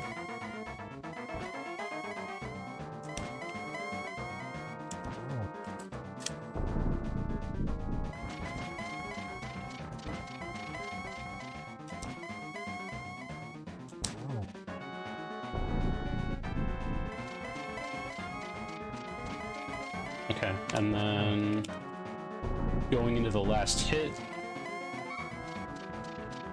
gonna look to do a sword spin immediately once you get it. So just drop the spin there, and so I've already done one of the spins for phase 4, so there's 11 to go. I'm just gonna bait the bat, hookshot to the torch, and as soon as this last tile falls, you just start spamming lamp. Really not going to be worth it to go for Fire Rod Torch Glitch until you're well into like 126, 125 territory. that 1 second that you save, you can do a very quick lamp Ganon. You can actually do lamp Ganon without losing any time if you get the right RNG. So I will attempt to show you that. So right here, you're gonna hit this torch lighting right as he's landing at the top there. And since he went to the top right, I'm not able to hit him with the lamp lighting. That would be the RNG where you need Fire Rod. But here, would you stop, sir? Bait the bat. Wait till we go. Please, anywhere but there. Why are you like this? Alright.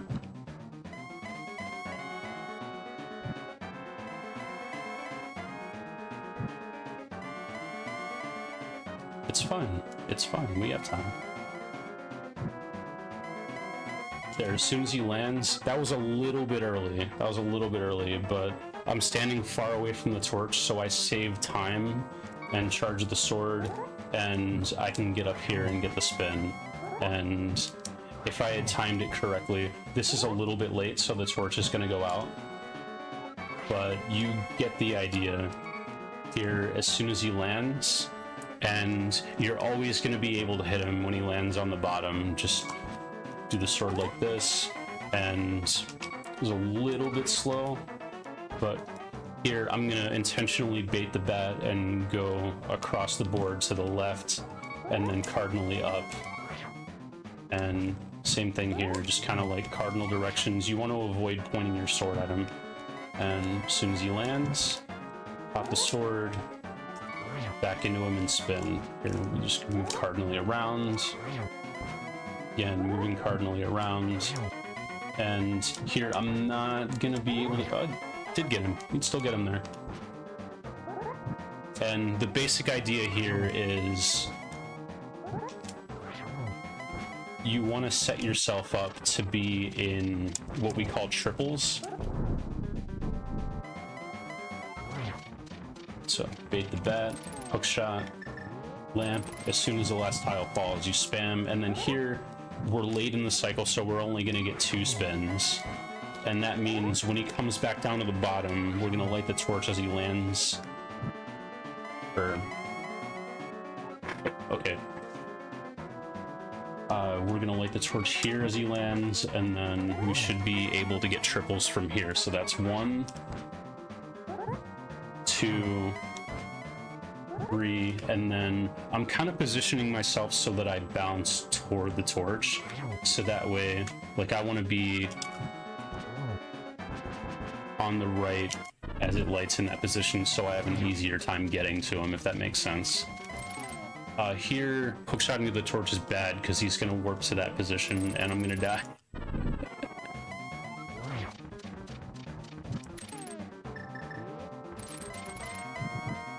Alright, so we'll see how this goes with the timing. I'll try to hit the sword spin here and see if it works, but I'm going to intentionally bounce myself towards the torch there, but it went out.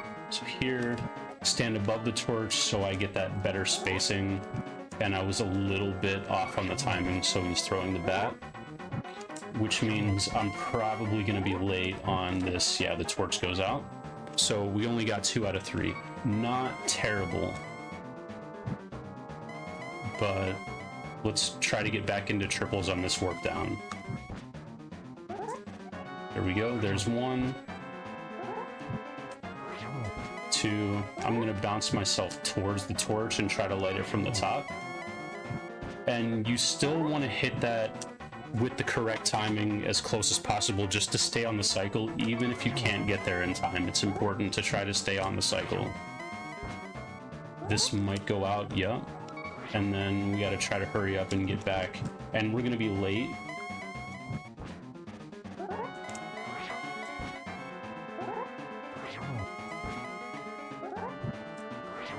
But this is okay. It's important to just keep on doing correct timing and try to stay on the cycle. Here we're gonna go 1, 2, and we know we didn't light at the correct time, so this is not gonna be a hit. And this is too far away, so it's not gonna be a hit also. So that's 2, 3, try to bounce towards the torch. And this might have worked. That wasn't late, that was good. So there we got 2, bounce towards the torch, get the right timing, and should be able to finish him off clean. And at this point, you know you only have a couple hits left, so getting the exact correct timing is not as important. But there I was able to get like 10 hits in a row with just using lamp. So there are situations where fire rod is useful, but it's entirely not necessary to get like a sub 150 Ganon.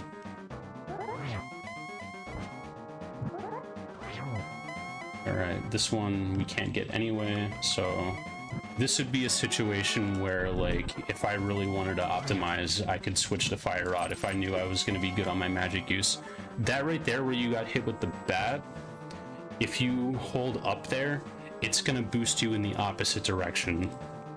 For some reason, it gives you opposite momentum. So if you ever touch a bat in phase 4, just go neutral on the D-pad, you won't move. Super important to know, because you do not want to get thrown off the edge in phase 4. Dodge the bat. Bait, dodge, and this one we're just gonna wait. And like here, if I see that he's going far right, I can switch to fire rod and try to save that spin, but at most it's saving me like a second or two, and I'm gonna burn through my magic a lot faster if I do that. So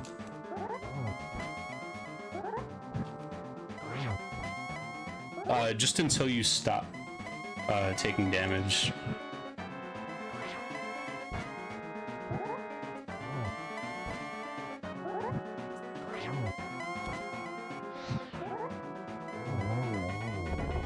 Yeah, so your mileage will vary on whether you want to use the fire rod or not, but if you find that it helps you, then go for it. But I highly recommend being able to get relatively consistent triple cycles with the lamp. And if you find that, like, oh, I would have got a triple on this one, but he was too far away, then at that point you can consider whipping out the fire rod. So like right here, at neutral on the D-pad.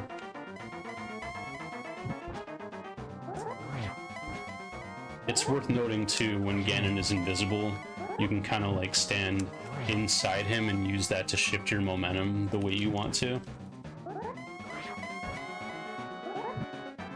2, 3, 1, 2.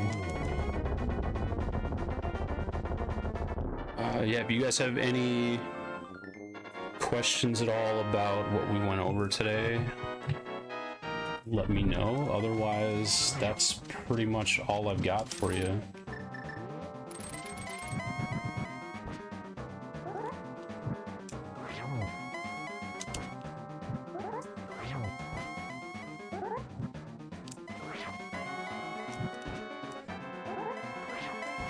Just a little bit slow on that one.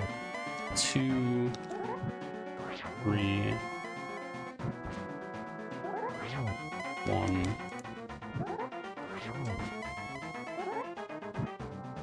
And then here, since I'm already bouncing to the right, I want to like pre-charge the sword and use the fire rod to hit this cycle. Hi. I have to learn strats for several things. Do you have a suggestion for the order of that? I would say just go through it in sequence. Like the first thing that's actually going to matter is Pokey 0. So come into here and practice, like, if you hit this guy from the top, he's just not gonna die with the tempered sword, or if he does, he's gonna hit you like that. So you really want to focus on hitting this guy from the side. That's super important to not poke him with the sword.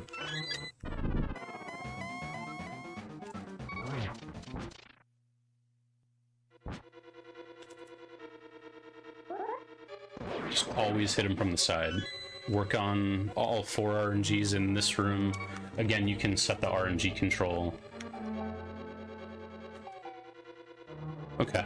If we're not okay on time, I'm okay to wrap it up, but yeah, the next one that's going to matter, obviously Pokey 1, Pokey 2, you'll have to learn strategies for those.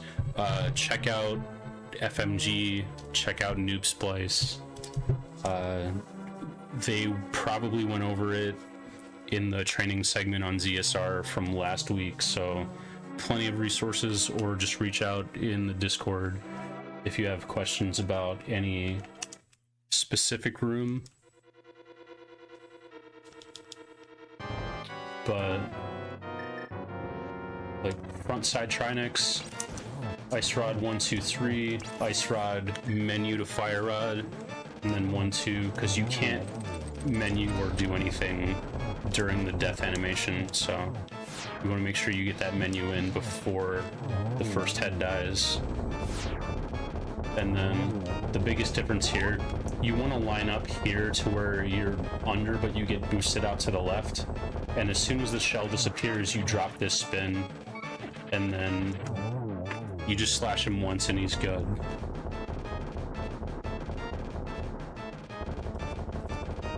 So that's Trinix for you. And then the next one that's going to make a difference is Ice Armos. Like I said, we went over that. If you want to do the super comfy strat, you can wait for this guy to get into position, go 1, 2, 3, 1, 2, 1, 2, 3. And then once you get up to here, you'll kind of spam arrows as you move towards the door. Okay. And then the next big one is going to be Mimics, where you'll need 2 arrows per instead of 1. But if you're not doing Mirror Shield, the strategy is going to be the same regardless. So again, use cardinal directions, slash and hold down as you're moving down, go to about here, and then like whatever you do, don't sword spin this guy, because it's going to move you out of position. Like I said before, like you can go farther than you're supposed to and it's fine. Just hold the sword until it drops and it'll move you perfectly into position here.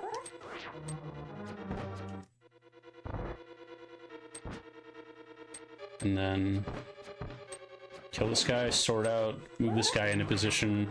And again, if you get yourself stuck like this, you can use the bow charging animation to move him where he needs to be. Here, walk to about here, slash down, over, and if you need more time, you can dodge the beatmos. Easy peasy. Yeah, just go through everything in sequence, because you're going to do all of it in a run, and you'll get a feel for like if you're struggling with any one particular area. Gauntlet, the only thing that's really going to be different is Landmo 2. So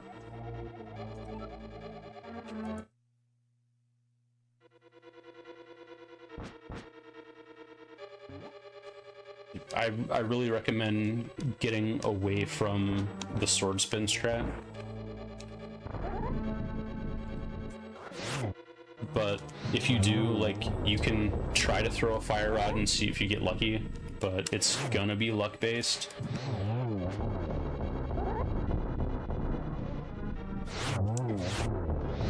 But, you know, you can pretty much always get a 2-cycle if you do it this way, so it's not the worst. If this is comfy for you and you really struggle with the other method, that's fine. It's all about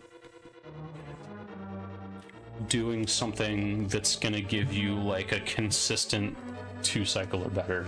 If you're getting like 3-4 cycles, then you should really consider working on this room, because you're gonna save like 10 seconds and it'd be worth it to put some time into.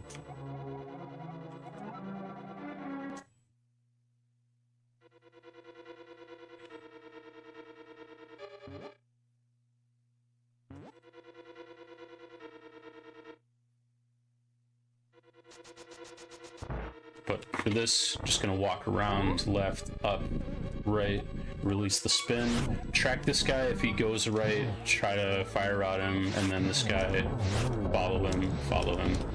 And if you miss one, whatever, you can just catch him with the spin on the second cycle.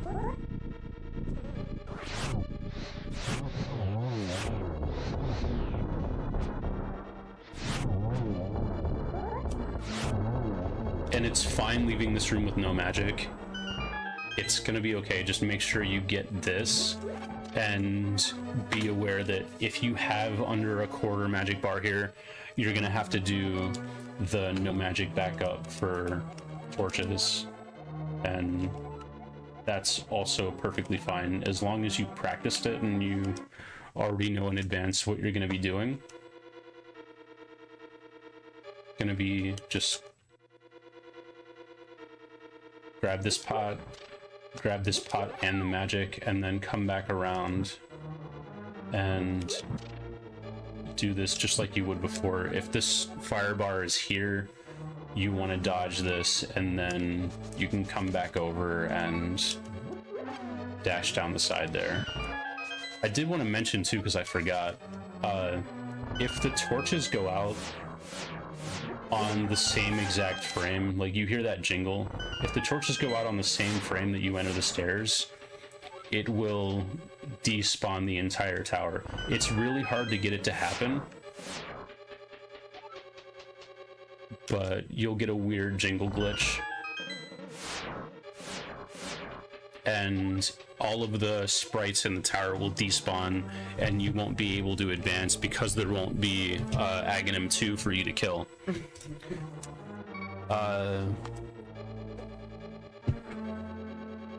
So basically, you're gonna have to practice your torches to the point where, like, you're confident that you're either gonna beat the torch cycle, or like that it's gonna go off well before I'm actually at the stairs, just to make sure that you're, like, it's something you're gonna want to be aware of. It's not gonna happen to you a lot. It's happened to me like twice ever, but it's something that you can prevent it from happening if you know about it. And then Moldorm 2 is another super weird edge case where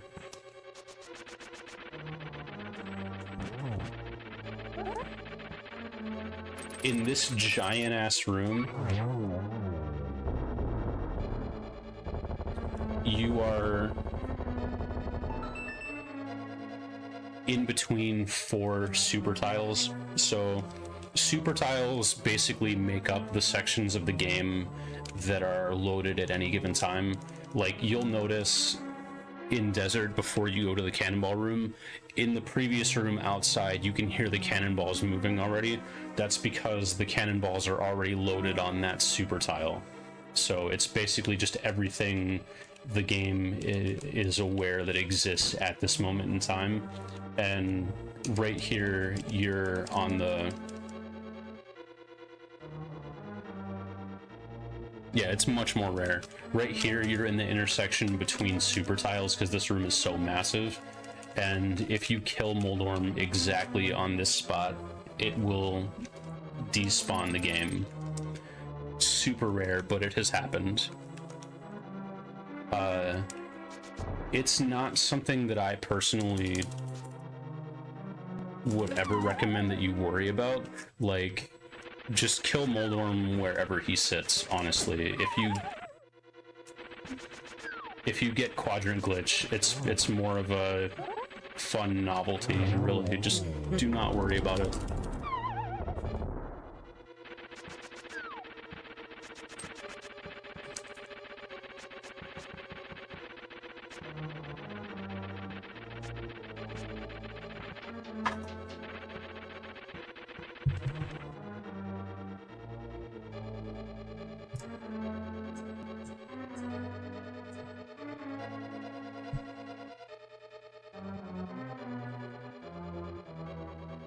And aside from that, I guess, yeah, if anything, it's a secret achievement. Go through Ganon's tower basement and try to get upstairs in under 3 minutes from the start of your segment. And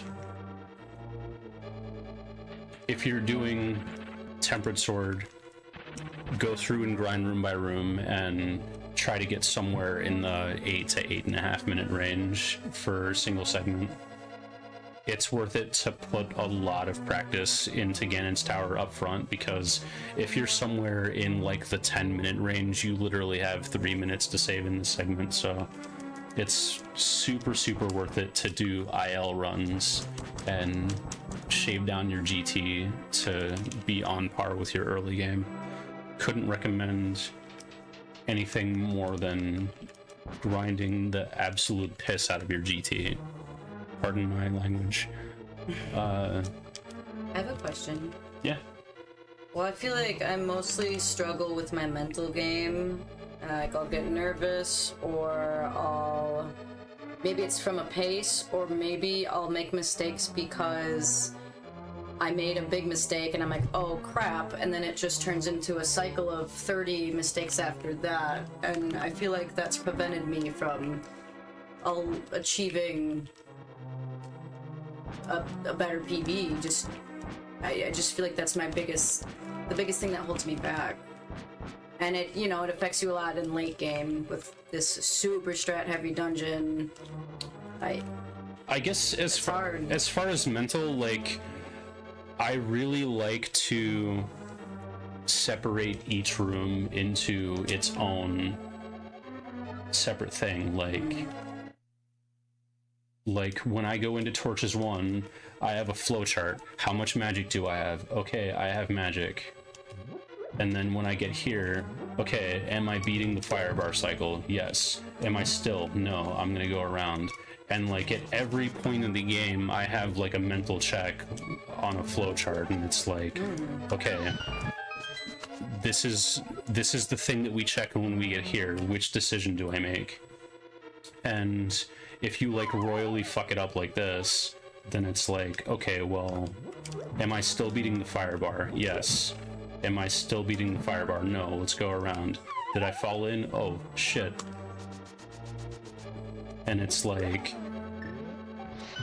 you just have this decision tree, and it's a one-room puzzle, and when this room is over, you start the next room, and oh no, I bonked the wall. I'm just gonna wait until the laser passes. And it's okay, this room is over. Gone. Forget about it. I'm in Torches 2. We know what to do in Torches 2. You gotta separate mistakes in your brain. It's gone. It doesn't exist anymore.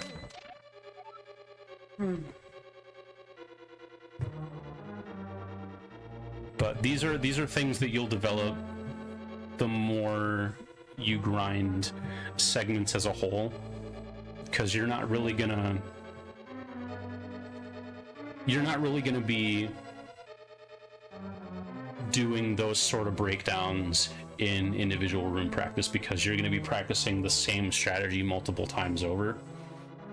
But when you do full segment runs, each full segment is its own distinct thing. You get your health refill at the end of it, you go fresh into the next segment, and it's like, okay, how much magic do I have in this room? Do I need to collect this arrow pod? And you're looking for those points where you have to check something and make a decision. Oh, that's just a meme.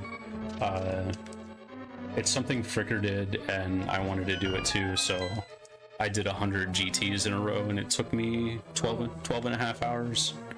That was great. Something like that is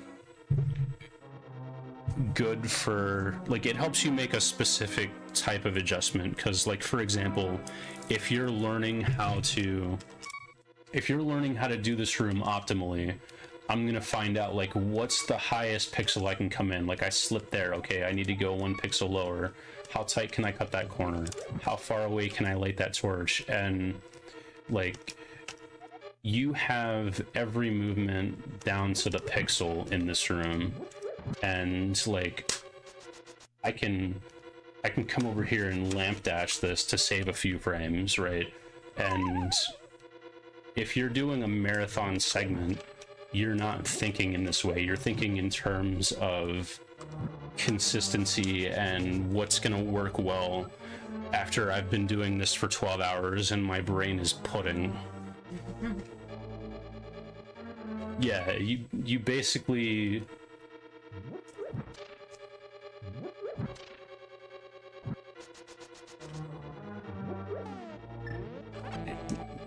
are thinking on a level where it's like, okay, how can I autopilot this? But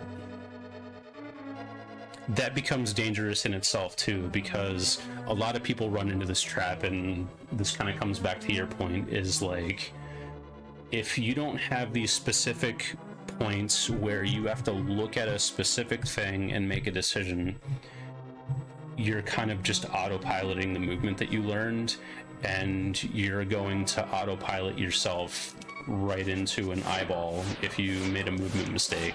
And, you know, something like laser skip, there's a couple different things that can happen with the laser cycle here. So, like, if you're just like, I need to go over here, and, you know, sometimes this laser is going to be on a different cycle, and it's going to hit you instantly, and you're going to fall into the pit. And what's going to happen when you fall into the pit is you're going to get 1.0 hold and get hit twice and lose 9 hearts in one shot and be like, oh my god, my speedrun is over. What happened?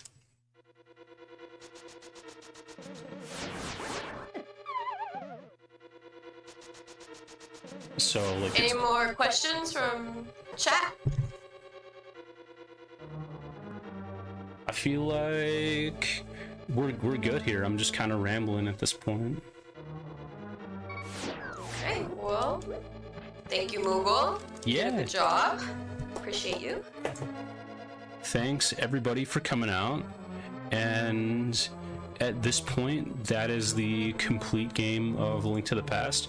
I know we've got a final full game race coming up next weekend. So good luck to you all on your learning journey, and please do not hesitate to reach out to any of us mentors in the future. We're always available and willing to help with any concerns you have. Yes, thank you. And then, yeah, I just have a little bit of a closing, and Moog, you're picking up my audio, so if you leave, it will make me leave too. Yes. So yeah, I just wanted to say basically what he said. We have 3 more mentees in the mentor program who have not yet been displayed. So those guys will be on Restream tomorrow, 3 p.m. Eastern, doing the full game. And it's also in combination with the NMG weekly race that's hosted in the main A Link to the Past Discord. So you guys will get the race through like normal. Ooh. Yeah, join in the weekly. That's exciting. Yeah. So basically, this concludes all of the live teaching sections for the mentor program. There will be a channel with those archived for you guys. Once the YouTube VODs are available, I update the Twitch links and switch them to YouTube for you. So mentors and mentees, you guys can find those. In your chats, make sure you guys are backing up information. If you haven't noticed the announcements, I'm starting to clear things out. April 19th will be the deadline for getting all of the links or resources that have been provided and shared, and saving those, backing those up. So you have a little bit of time, but the channels will be torn down and archived. So, thank you, Moogle, and thank you, Minties, for your participation. And thank you, Pops, for all the hard work you've put into setting up the mentor program. It's been really fun to observe, and I think there's been a lot of improvement in our community, and it's awesome. So, thank you. Oh, yeah. Yeah. It was definitely fun to watch everyone improve. Some people got huge PBs. They met their goal the first week. Other people stuck with the program and they learned each section as we went. And we kind of rushed it together at the end here a little bit. But it's nice to get through it. You know, we have some mentors gone. But that being said, at this point, Mentees, you can ask any mentor you want and have fun. So good luck, and thank you guys, I appreciate it. We're gonna go ahead and send a raid out. It's gonna go through in about 90 seconds. We're gonna raid Zelda Speedruns 2. They're doing Majora's Mask Randomizer. I didn't really see any other A Link to the Past things going on today. The other choice was Ocarina of Time, but that one is 2 hours in. So, yeah, in terms of mentor program, there will be a survey that comes out for the mentors and the mentees to say, you know, what you liked about it, what you didn't, and then I'll take that information. Hopefully next year we can get another admin so that there is more people to help out, because I expect growth, which is good. So thanks again. That's all I have. Yay. Yep, that's it for me as well. Had a good time working with you guys, and look forward to next year.